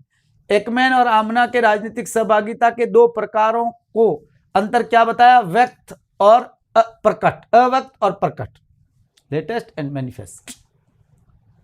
निम्नलिखित मिलान कीजिए कथनों को। अब यहां बड़ा सिंपल, बड़ा मतलब हार्ड सवाल तो नहीं है, पर थोड़ा सा ध्यान रखना है। एक तो ये ध्यान रखना है, वैकल्पिक मतदान प्रणाली जो है वो ऑस्ट्रेलिया में है, यहाँ करते ही आपका आधा काम हो जाता है। वैकल्पिक मतदान प्रणाली का काम करते ही आधा काम हो जाता है। दूसरा, एकल सदस्य बहुमत प्रणाली नाइजीरिया,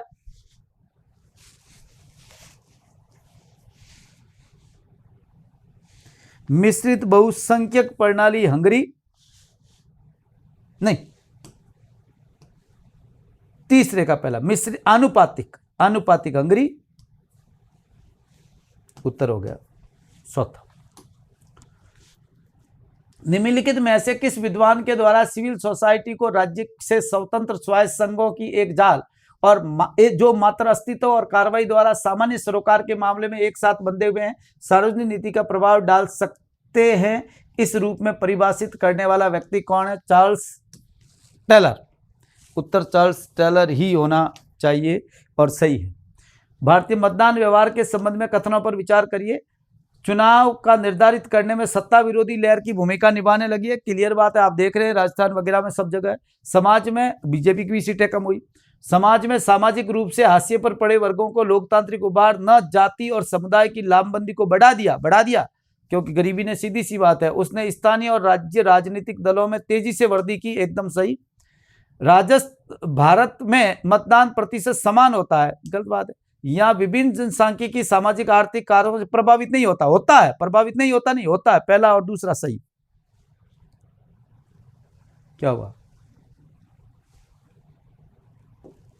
अगला 3 हो गए। चौथी इंपोर्ट फाइल, चौथी फाइल कौन सी है भाई? ये झट करवाने की आदत है, मगर बात यह है कि बोलने की मेरी थोड़ी सी है, मैं बोल देता हूँ बीच बीच में कुछ बातों, तो आपको ये रखना है कि ठीक है, जितना बोल दिया ठीक। अंतर्राष्ट्रीय संबंधों में सौदेबाजी के सिद्धांत के बारे में थॉमस सेलिंग ने अपने सूत्रों में कई तरीकों से नामित किया, जिसमें नहीं है, इसमें जो तरीके बताए गए उसमें ये नहीं है, वो है स्वतंत्र निर्णय। अंतर्राष्ट्रीय संबंधों में राज्य केंद्रित राज्य अभिनेता बिलियर्ड बॉल मॉडल, मैंने बहुत अच्छी तरीके से लिखाया, कि आलोचना की जाती है निर्णय निर्माण दृष्टिकोण। द्वितीय विश्व युद्ध के दौरान निम्नलिखित में से किस नेता ने कहा था, बहुत जबरदस्त वक्ता था, और उसने कहा था हम समुद्र तटों पर लड़ेंगे, लैंडिंग ग्राउंड में लड़ेंगे, खेतों में, सड़कों पर लड़ेंगे, पहाड़ियों पर लड़ेंगे, आत्मसमर्पण नहीं करेंगे, विंस्टन चर्चिल। सुजॉन स्टेज द्वारा अपनी प्रसिद्ध पुस्तक जो स्टेट्स एंड मार्केट्स में अंतर्राष्ट्रीय राजनीतिक अर्थव्यवस्था में संरचनात्मक शक्ति में किस आयाम पर विचार नहीं किया? 4 आयामों पर विचार किया उन्होंने। सुरक्षा, उत्पादन, ज्ञान, वित्त पर तो विचार किया, जन आंकिकी पर नहीं किया। राष्ट्रीय हित को बढ़ावा देने के एक आर्थिक उपकरण के रूप में निम्नलिखित में से कौन सा कथन कार्टेल्स के बारे में सही नहीं है? अब सवाल कितना भी बड़ा हो, मगर ये कार्टेल्स का तो मतलब समझ गए ना, एक ही व्यापार के मामले में सभी राज्य मिलकर एक कार्टेल समूह बना लेते हैं कि आपस में ही वो दूसरों को, ताकि माल का सही रेट प्राप्त कर सके। कार्टेल्स युद्ध को बढ़ावा देते हैं, निष्ठाओं को विभाजित करते हैं, लाभ की रुचि करते हैं, देशभक्ति के ऊपर होते हैं, ठीक बात है। कार्टेल उत्पादन और वितरण की पाबंदी लगाकर एक राज्य को महत्वपूर्ण वंचित करते हैं, ठीक है। कार्टेल जासूसी तोड़फोड़ के उपकरण के रूप में कार्य करते हैं और संभावित दुश्मनों को वैज्ञानिक जानकारी भेजते हैं, ठीक है। कार्टेल राज्यों द्वारा नहीं किया जाता है, कौन नहीं करता? ये तो करता है।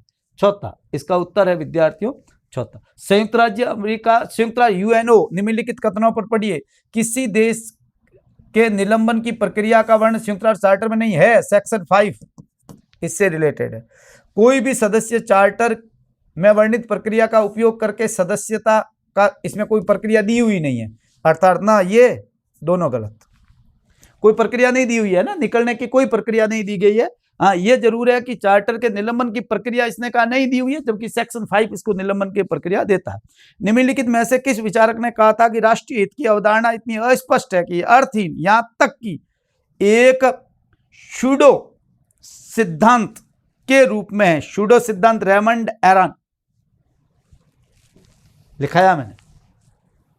यूरोपीय संघ के सदस्य राज्य उसके प्रवेश के वर्ष को दर्शाने वाले निम्नलिखित में से कौन सा? ईयू मैंने बहुत अच्छी तरीके से पढ़ाया है। यदि किसी विद्यार्थी ने ईयू को पढ़ा है तो उसने ये सवाल करने में कोई कसर नहीं छोड़ी होगी।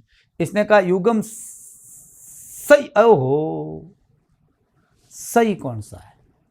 बुल्गारिया 2007 सही है, इसमें कोई प्रॉब्लम नहीं है। ये साइप्रस 2004 में बना, क्रोएशिया जो है 2013 में बना और एस्टोनिया 2004 में बना। तो विद्यार्थियों ये तीनों ही गलत है, अर्थात इसका उत्तर ये सही। यूरोपीय संघ के निम्नलिखित में से कौन सा युग्म सही नहीं? यूरोपीय संघ की कार्यकारी, यूरोपीय आयोग यूरोपीय संघ के कार्यकारी के रूप में कार्य करता, सही है। यूरोपीय संघ की परिषद राष्ट्रीय सरकार का प्रतिनिधि, ठीक है। 20 सदस्य समान मुद्रा का प्रयोग करते हैं, ठीक है।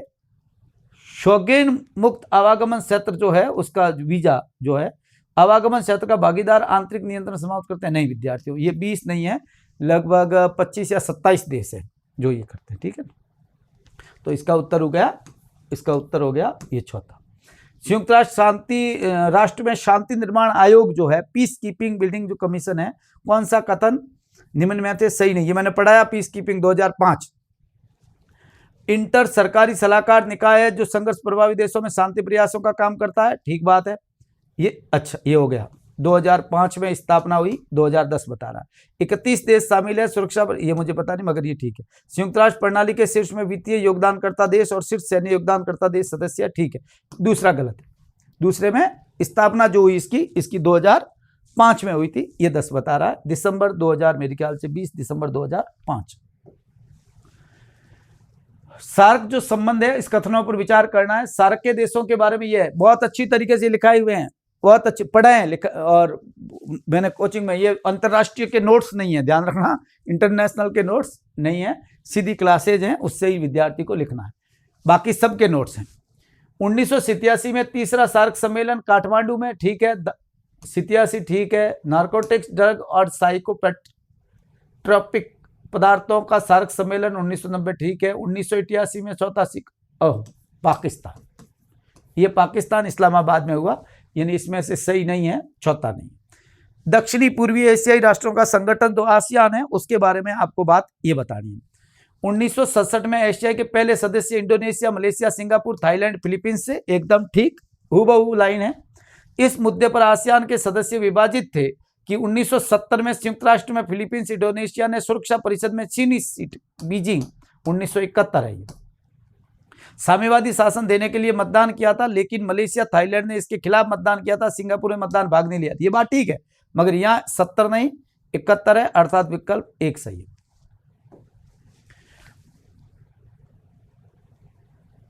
उन्नीसवें गुटनिरपेक्ष शिखर सम्मेलन में भारत की ओर से किसने भाग लिया? हमारे विदेश मंत्री साहब ने। निम्नलिखित में से कौन तुल्यकालिक संप्रेक्षण, विद्यार्थियों अपने, ये काम की बात नहीं, काम की बात नहीं, काम, हाँ ये है। निम्नलिखित में से कौन गुटनिरपेक्ष आंदोलन का पर्यवेक्षक नहीं है? कॉमनवेल्थ है, हिस्टोरिकल नेशनल इंडिपेंडेंस मूवमेंट है, साउथ सेंटर है, होली सी नहीं है। होली सी छोटा सा देश, ऑब्जर्वर कंट्रीज है ना, ऑर्गेनाइजेशन एंड कंट्री, उसमें नहीं। निम्नलिखित में से युग्म को विचार, नहीं नहीं नहीं नहीं, समझ गए, ये अपने नहीं है आईसीटी के, नहीं नहीं नहीं नहीं। हाँ भाई, राजनीतिक सिद्धांत में एरिक वोगेलिन के संबंध में निम्नलिखित कथनों पर विचार करिए। 111वां बात है, एरिक वोगेलिन की बात है, जिसमें ये कह रहा है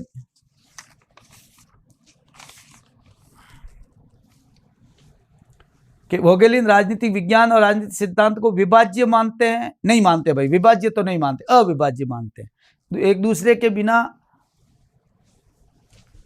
ये गड़बड़ हो गया पहला ही, क्या करना है इसमें?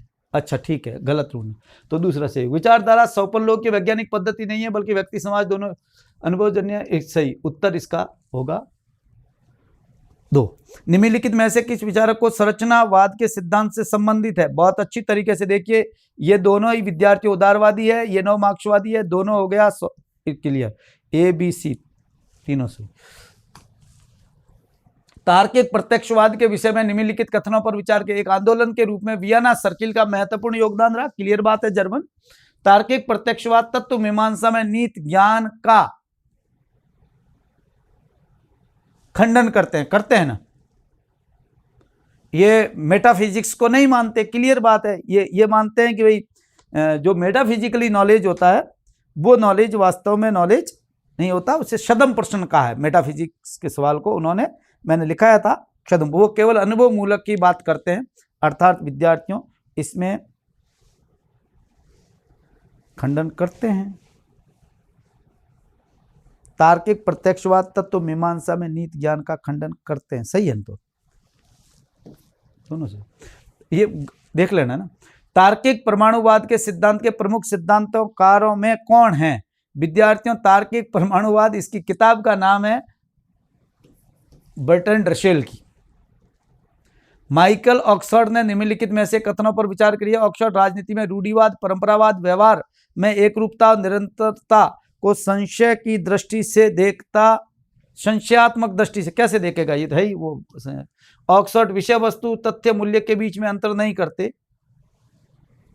विषय वस्तु तथ्य और मूल्य के बीच में अंतर नहीं करते। पहला गलत, दूसरा सही, उत्तर सही, दूसरा उत्तर सही। अधिकारों से संबंधित कथनों पर विचार करिए। H.L.A. हार्ट जब लॉ में पढ़ा रहा था तब मैंने आपको ये बात, हार्ट की बात कही है, बात पहले नहीं। एन मैककॉर्मिक के अनुसार, ये मैंने नहीं पढ़ाया कहीं भी, मैककॉर्मिक मैंने पहली बार सुना है, पता नहीं होगा, मैंने नहीं सुना।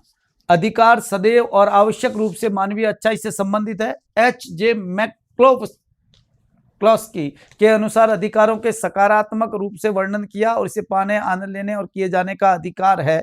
विद्यार्थियों, इसका उत्तर है तीनों। मेरे हिसाब से ये मैं एक जनरल बात कह रहा हूं, केवल गूगल से देखकर, ये मैंने पढ़ाया है। विशेष अधिकार और सामान्य अधिकारों से अलग है, ये बात मैंने कही। निम्नलिखित में से किस विद्वान ने अपनी पुस्तक द मोरालिटी ऑफ फ्रीडम में विचार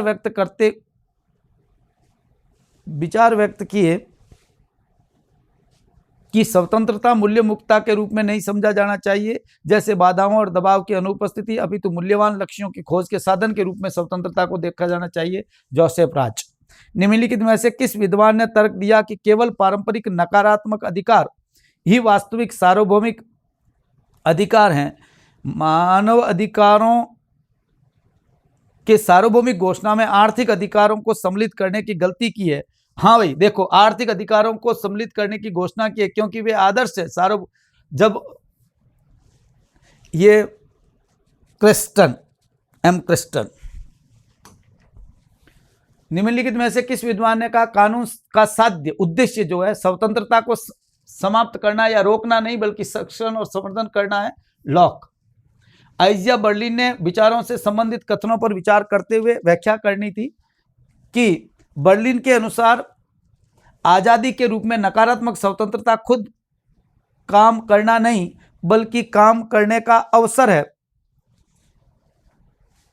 अर्थात बाधाओं का अभाव।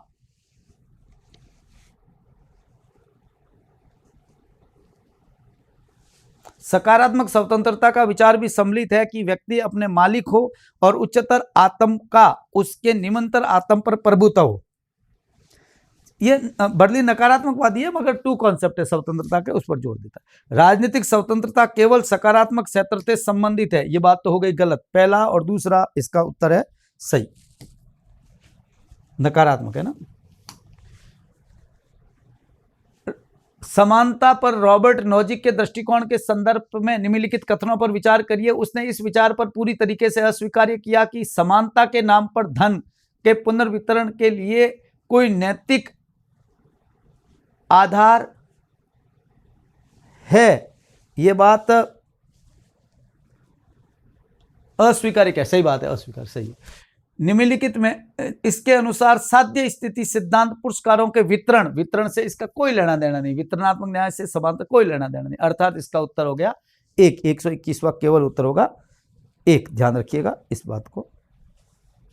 कौन सा सवाल है? 121 का उत्तर 1 होना चाहिए।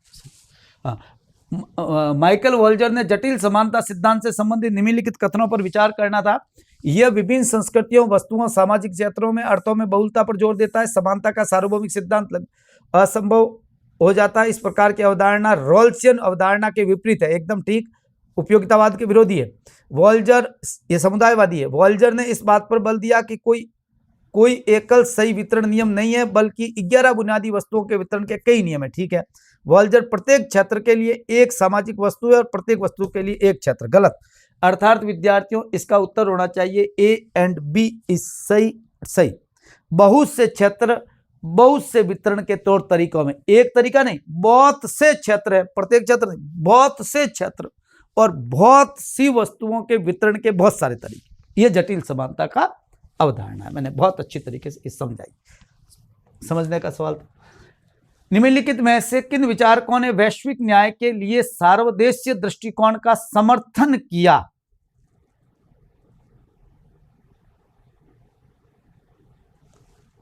सबसे ज्यादा तो चार्ल्स जॉन्स की तो ये किताब का नाम भी है, ग्लोबल जस्टिस कंपोलिटन।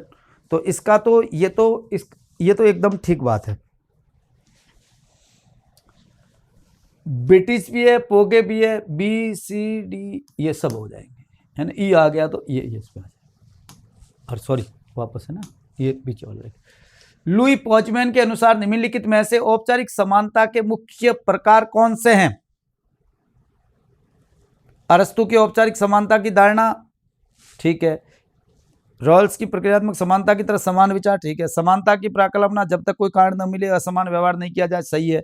मूल्य आधारित समानता, स्वायत्ता और सम्मान की समानता, ठीक है। नैतिक समानता, प्रत्येक व्यक्ति को समान रूप से नैतिक प्रतिनिधि, सही है। चारों से पांचों। निम्नलिखित में से किस वाद में उच्चतम न्यायालय ने निर्णय दिया कि राज्य के पूजा स्थल, मंदिर, मस्जिद, चर्च आदि का अधिग्रहण धर्मनिरपेक्षता के विरुद्ध नहीं है? बाबरी मस्जिद का मामला मैंने बहुत अच्छी तरीके से कहा था, अधिग्रहण करने का ही मामला था और इस मामले को इस्माइल फारूकी केस कहते हैं और विद्यार्थियों बहुत अच्छी तरीके से पढ़ाया है। संविधान सभा ने निम्नलिखित में से किस सत्र के अंदर अपने भत्तों को कम करने के लिए जो प्रस्ताव पारित किया था वो था 10वां। पिछली बार 9वां पूछा था, आपको पता होगा। तो अभी 4 दिन पहले जीके के पेपर के अंदर ये सवाल था और उसमें 9वें सत्र का सवाल ये था, प्रिवी काउंसिल को खत्म करने की बात। निम्नलिखित में पद निरपेक्षता से संबंधित तथ्यों पर परीक्षण कीजिए। पद निरपेक्षता अंत और अंतर धार्मिक वर्चस्व का ध्यान केंद्रित करती है? नहीं। पद निरपेक्षता, धर्म निरपेक्षता का संबंध व्यक्तियों के धार्मिक आजादी से नहीं, वर्ण अल्पसंख्यकों का आजादी से भी है, सही है। पद निरपेक्षता राज्य समर्थित धार्मिक सुधार की गुंजाइश भी है, अनुकूलता भी, सही है। 2 और 3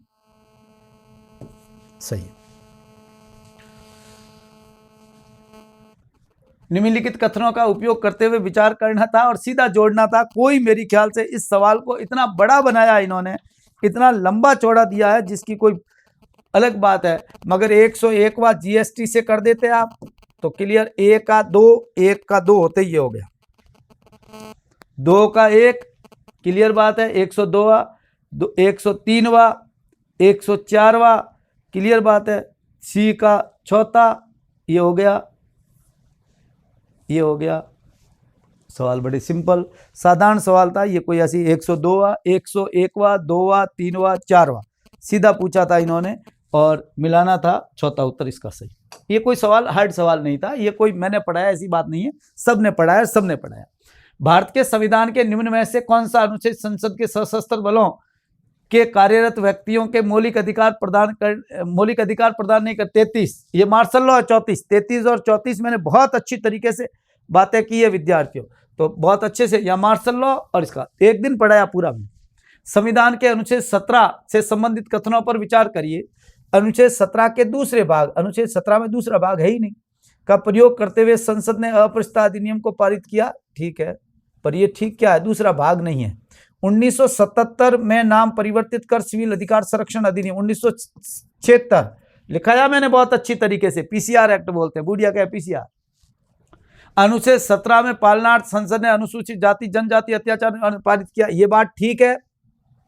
ये गलत, ये भी गलती लग रहा है मुझे तो, ये भी, क्योंकि दूसरा क्लॉज नहीं है दूसरे भाग के तहत, मगर यह दो विकल्प है तो ए और सी करना पड़ेगा अपने को, और कोई तरीका नहीं अपने पास, इसलिए कर रहा हूं, ठीक है।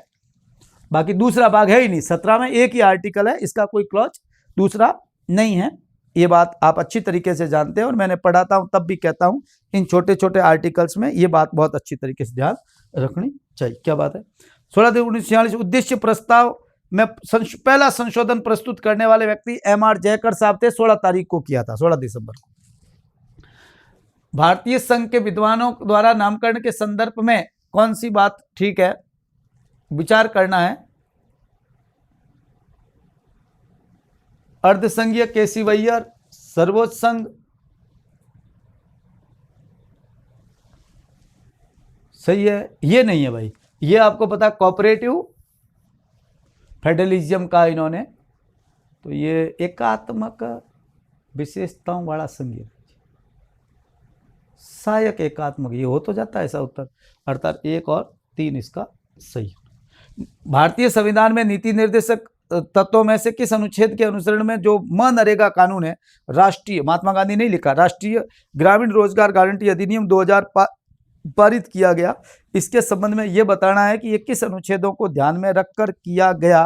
तो ये मेरे हिसाब से तो विद्यार्थियों इसका होना चाहिए 39 और 41, ठीक है, बाकी 40-42 भी हो सकता है, एक होना चाहिए, मुझे ये लगता है। भारतीय संविधान के राज्यों के संबंध में विशेष उपबंध के संदर्भ में दिए गए सही कोड का उपयोग करना है। क्लियर बात है, मैं बहुत अच्छी तरीके से इन चीज़ों को पढ़ाता हूं और मैंने एक इसमें कहीं भी सूत्र नहीं बनाता, मगर यहाँ बनाता हूँ, नाम आसिम को मैं बनाता हूँ, यहाँ कोई और कहीं यूज नहीं करता और मैं इन सूत्रों में विश्वास भी नहीं करता, मगर यहाँ करना पड़ता है। क्लियर बात है। ये हो गया, ये कणगो हो गया, घ आंध्र प्रदेश हो गया, ग मणिपुर हो गया, इट्स क्लियर। इसका उत्तर हुआ 134 का 2। भारतीय संविधान के मजबूत केंद्रीकरण पूर्वाग्रह के बावजूद भारतीय संघीय व्यवस्था में एक बड़ा पुनर्संतुलन हुआ, जिसे धीरे धीरे देश में अर्ध संघीय व्यवस्था को अधिक विशिष्ट बहुस्तरीय सहकारी संघवाद में परिवर्तित कर दिया। ये घटना के पीछे मुख्य कारण क्या है? 1991 में प्रारंभ हुई आर्थिक सुधार की प्रक्रिया ने उदारकरण नियोजन कार्रवाई को अधिक स्वतंत्रता को जन्म दिया, ठीक है। कांग्रेस पार्टी के प्रभुत्व का अंत होने के कारण क्षेत्रीय और जाति आधारित दलों का उदय हुआ और गठबंधन की राजनीति में नए युग के उदय के साथ भारत के एक दल प्रभुत्व प्रणाली परिवर्तित कर दिया। यह भी बात ठीक है, उत्तर दोनों सही है, दोनों सही। भारत के संविधान का अनुच्छेद जो है 253, मैंने बहुत अच्छी तरीके से लिखा है, अंतरराष्ट्रीय संधि करार अभिसमय समझौता नहीं। राष्ट्रपति के निर्वाचन ने निम्नलिखित कथनों पर विचार करिए। राष्ट्रपति के निर्वाचन में सशक्त सभी विवादों का विनिचय निर्वाचन आयोग द्वारा किया जाना, विनिचय अंतिम है, सुप्रीम कोर्ट होना चाहिए। राष्ट्रपति के निर्वाचन में उसे निर्वाचित करने वाले निर्वाचक गण के सदस्यों के विद्यमान किसी रिक्ति के आधार पर प्रश्नगत किया जा सकता है, नहीं किया जा सकता। विद्यार्थियों ये हो गए पहला, न दूसरा न पहला। भारत में अंतरराज्य संधि, अंतरराज्य नदी जल विवादों से संबंधित युग, वंशधारा उड़ीसा आंध्रा ठीक है, महानदी ठीक है, मुल्ला पेरियार बांध का मुद्दा केरल तमिलनाडु ठीक है। विद्यार्थियों ये जो बबली है, ये बबली जो है, बबली आंध्र प्रदेश और महाराष्ट्र के बीच है, अर्थात इसका उत्तर होना चाहिए चौथा। लोकसभा में सदन के नेता से संबंधित कथनों पर विचार करिए। प्रधानमंत्री लोकसभा में सदन के नेता के रूप में कार्य करता है, सिवाय इसके कि वो लोकसभा का सदस्य नहीं है। ठीक बात है, एकदम सही बात है ना। नहीं है तो भाई सदस्य नहीं है तो बात ही अलग हो गई, नहीं तो कोई प्रॉब्लम ही नहीं है, उनको काम करना ही है पर लोकसभा के नेता के रूप में, तो ये बात ठीक है। परंपरा यह है कि जब लोकसभा का सत्र चल रहा हो और सदन के नेता लंबे समय तक अनुपस्थित हो तो लोकसभा अध्यक्ष सदन के नेता से परामर्श कर लोकसभा के विपक्ष के नेता को सूचित करता है कि लोकसभा के सदन के नेता के रूप में कार्य कौन करेगा, लेकिन इस संबंध में सदन कोई औपचारिक घोषणा नहीं की। ये गलत बात है, पहला एक सही है, मेरे ख्याल से एक सही है। भारत के संविधान के अनुच्छेद 75 के अंतर्गत मंत्री प्रधानमंत्री के प्रसाद पर्यंत पद पर रहते हैं, नहीं, राष्ट्रपति के प्रसाद पर्यंत पद पर रहते हैं। मंत्री परिषद संसद के प्रति सामूहिक रूप से उत्तरदायी होती है, एकदम बात ठीक है, उत्तर केवल 2। ये बहुत सिंपल सवाल है ना, इसमें कोई डिस्कस की बात है ही नहीं। अभिलेख न्यायालय 129 है, क्लियर बात है, सुमेलित है नहीं। सर्वोच्च न्यायालय के निर्णयों का पुनरावलोकन सही है, सर्वोच्च न्यायालय द्वारा घोषित विधि न्यायालय सभी ने आबद्ध कर, ये भी ठीक है। अभिलेख न्यायालय क्लियर बात है, 129 बहुत पढ़ा है और याद रखना इंपॉर्टेंट आर्टिकल है, सिंपल। 2 और 3 सही सही। भारत के संघीय बजट से संबंधित निम्नलिखित कथनों पर विचार करिए। बजट उसी दिन पर चर्चा नहीं होती जिस दिन बजट लोकसभा में प्रस्तुत होता है। मैंने कहा गोपनीय दस्तावेज है। मेरा वीडियो बजट का सुनना, हर बात बहुत अच्छे से समझाइए। बजट प्रस्तुत किया जा चुका हो तो लोकसभा अध्यक्ष चर्चा प्रारंभ करने के लिए नियत दिन कर सकता है और चर्चा उतने समय तक जारी रह सकती है जो लोकसभा अध्यक्ष नियत करे। ठीक बात है। लोकसभा अध्यक्ष वित्त मंत्री के परामर्श करके अनुदान मांगों पर चर्चा और मतदान के लिए उतने दिन नियत कर सकता है जितना सुसंगत तो नहीं। 26 दिन मैंने लिखाया। मांगों पर डिस्कस कितने दिन हो सकता है? 26 डेज। लॉ है पार्लियामेंट का।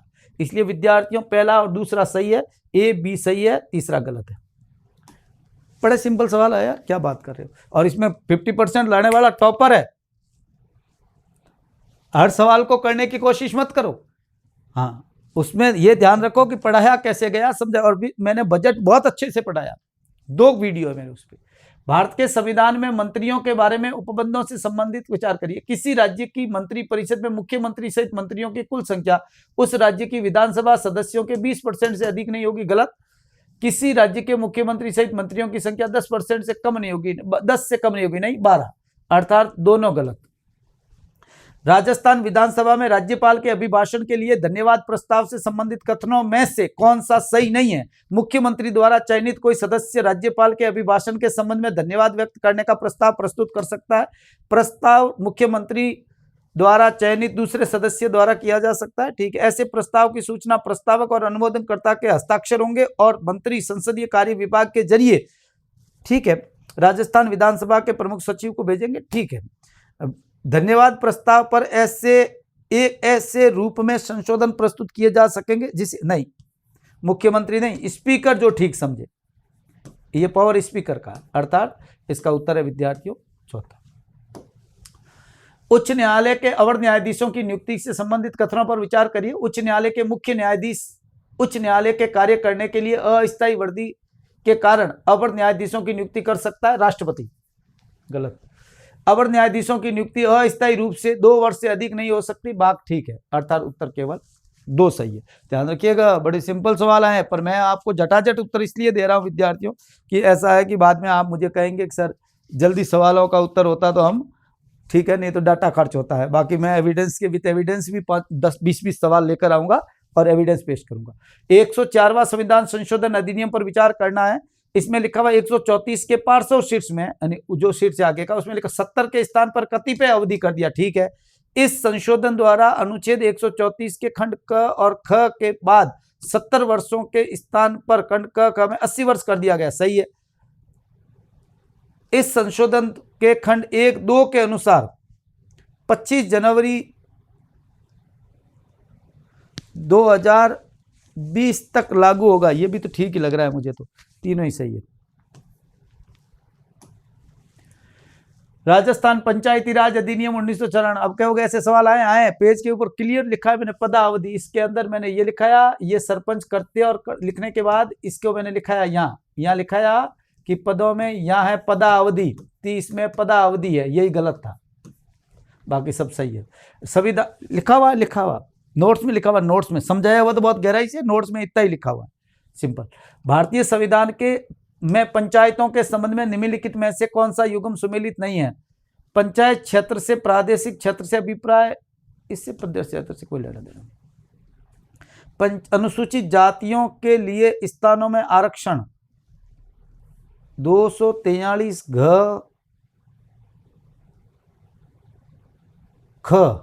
ख में अनुसूचित जनजातियों, एसटी के लिए, ये एससी के लिए। अरे यार इसमें 2 गलत हो रहे हैं, 2 गलत हो रहे हैं यहाँ भाई। क में है एससी और ख में है एसटी। यहाँ लिखा अनुसूचित जातियां, यहाँ क्या लिखा शेड्यूल कास्ट, ये भी सही तो बात। किसी पंचायत के गठन करने के लिए निर्वाचन उसके विघटन की तारीख के 6 माह की अवधि से समाप्ति से पूर्व किया जाना चाहिए, एकदम ठीक बात है। आर्थिक विकास सामाजिक न्याय की योजनाएं तैयार करना, ये भी ठीक। 2 तो सही है, 2 गलत हो गए। तो इसमें क्या पूछा है? सुमेलित नहीं है।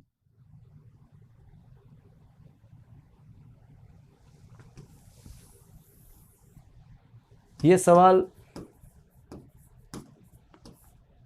में भी है ना, मैं आपको क्लियर बताऊं। बाकी देखो ये पहला इसका उत्तर है, दूसरे में थोड़ी सी क ख में गड़बड़ है, तो गड़बड़ है तो गड़बड़ है, डिलीट ही होना चाहिए, डिलीट हो जाएगा। एक डिलीट हो गया यार, मैंने सोचा ही नहीं यार, डिलीट हो गया सवाल, ये गड़बड़ हो गई, सवाल डिलीट हो गया, सवाल डिलीट। अब एक पन्ना रहा है इसको, क्यों किट रहा है यार। निम्नलिखित विद्वानों में से किसने यह विचार व्यक्त किया कि भारत में लगभग सभी राजनीतिक दल मूल्यों और संस्थाओं के प्रति निष्ठा के बजाय नेताओं के प्रति निष्ठा रखते हैं? सही बात है, नरेंद्र मोदी के बारे में महाराष्ट्र गुजरात की स्टडी की थी, खासतौर से क्रिस्टोफ जेफरलॉ ने, इसने लिखा है, उसने आंतरिक लोकतंत्र का अभाव है लगभग केंद्रीकृत है, ये सही। संविधान के अनुच्छेद 1 का में उल्लेखित नगरपालिकाओं की अवधि के संबंध में कथनों पर विचार के समय पूर्ण विघटन से पहले नगरपालिका की सुनवाई को अवसर दिया जाना चाहिए, लिखा है मैंने। और विघटन के पश्चात गठित नगरपालिका 5 वर्ष के कार्यकाल नहीं रहेगी, नहीं, शेष कार्यकाल तक रहेगी, अर्थात उत्तर केवल एक सही। विद्यार्थियों, यह था पेपर, कितना आप पेपर कर पाए हैं यह आप डिसाइड करिए। मैं तो आपके सामने की झटाझट लेकर इसलिए आया था तो कि एक बार की जारी कर दूं, उसके बाद अपन डिस्कस करेंगे। और मैं नोट्स को कर रहा हूं ओपन, आप देखिए ऐप पर जाकर, वहां आपको मिलेंगे। मेरे 30 से 40 वीडियो ऐप पर ओपन है, मैं ओपन ही रखता हूं, आराम से देखिए। मैं कोई ऑफर नहीं देता, कुछ नहीं करता, प्रचार नहीं करता, बड़ा है, मस्ती से चल रहा है, आराम से। और जितने स्टूडेंट जुड़े हुए हैं मैं उनको बहुत शुभकामनाएं देता हूं और खुश रहिए। मैंने आपसे प्रॉमिस किया था कि मेरिट हमारे अंदर से जो है, मेरिट का टॉपर जितने सवाल करेगा उतने हमारे नोट से आगे। लगभग 70% सवाल हमारी क्लासेस से हैं, मैं नहीं कहता 100% है, मगर 70 से 80%, 75% तक सीधे सवाल है। मैं अभी एक एक करके जांच करूंगा, तब पता चलेगा। मगर मैं एक बात आपको क्लियर बताना चाहता हूं, कुछ बातें, ऐसे पेपर में 50% तक करने वाला टॉपर रहता है, उसमें कोई शक नहीं है। बहुत बहुत धन्यवाद विद्यार्थियों, आगे बात करेंगे, मिलते रहेंगे, थैंक यू।